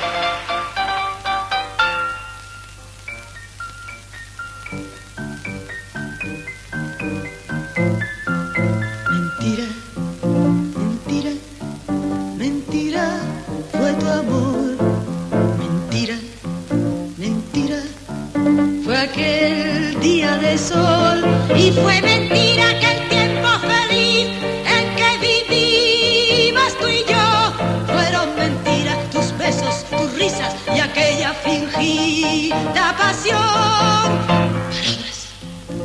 Palabras, palabras al azar, palabras al viento, perdidas en el mar.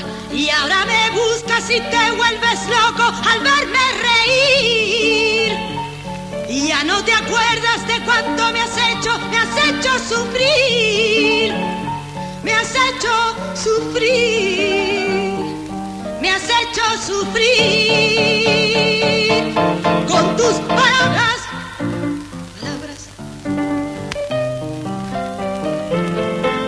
Mentira, mentira, aquel tiempo feliz.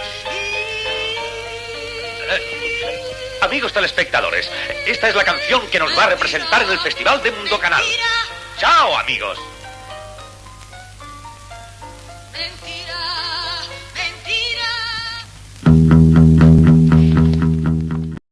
Okay, so that last person you saw, he runs a alternative music company, and they are horrified by this. So it's a little bit like the New Italy and the Old Italy we were talking about. So they are going to create a terrorist band, and this is the whole rest of the movie, to kill all the possible singers who could possibly perform this song.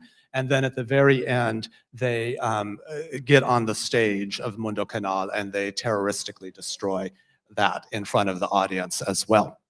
So just 4 points then, very quickly, about the things that I learned about this and wanted to do. So one, just personally, I kind of fell in love with Zulueta, and he's generally seen as this kind of failed artist, kind of ground down by the Franco era.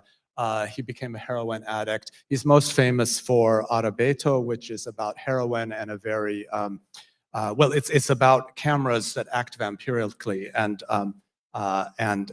suck the life out of actual humans. But it has a subtext of heroin and a very kind of traumatized homosexuality. And I just wanted to kind of be part of a movement to resurrect this film, which is lighthearted and joyous and not like that. Secondly, I discovered, although I'm not an expert in Spain, but in this late Franco era, there's a lot of queer spaces, and particularly in the film industry. And so I won't go into that here, but it's a little bit in the chapter. But then my main interest was this question of camp and politics. So Susan Sontag is famous for saying, yep, camp is disengaged and depoliticized, but she also says that camp is how to be a dandy in the age of mass culture. And Susan Sontag is a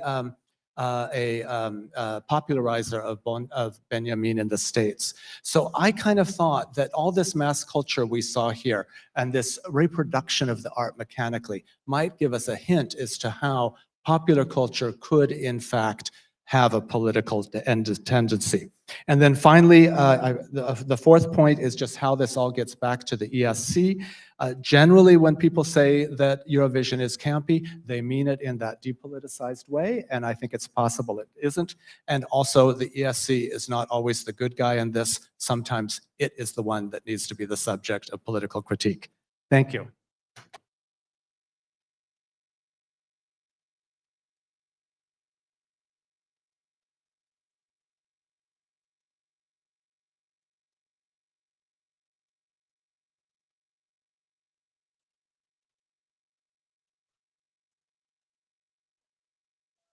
Okay, so I'm not really going to talk about my chapter then. I'll just very quickly say that it deals with the human rights aspect of Eurovision, and it looks at how the formal mechanisms, particularly the UN treaty bodies and the universal periodic review processes, have shed light on certain human rights violations that have occurred. And it looks at ultimately how Eurovision and the EBU can ultimately strengthen their response through what I divide into soft, medium, and hard interventionist approaches to human rights violations. But that's all I'll say. You can read the chapter. In any case, I just want to thank everyone here for their wonderful chapters, for being here today with us. I think, again, in the little sort of excerpts that we've gotten today, you can see, again, the brilliance behind each of these chapters, and what I frankly think is a fascinating and interesting book that hopefully becomes an important part of Eurovision literature. So once again, thank you to all of you for participating, to my co-editor, Dean, to Antonio Obregon, and to all of you, and certainly the organizers. So thank you very much, everyone. Take care.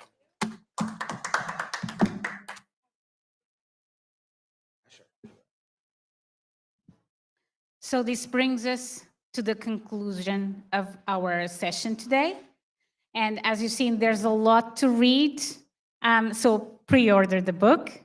And continuing following the amazing research that both early career and established researchers are doing on the Eurovision Song Contest. And to know a little bit more, Join us again tomorrow, same place, same time. And thank you again to all of you online and here in the room. And also thank you to our host, the Università degli Studi di Torino. Thank you much, everyone. See you tomorrow.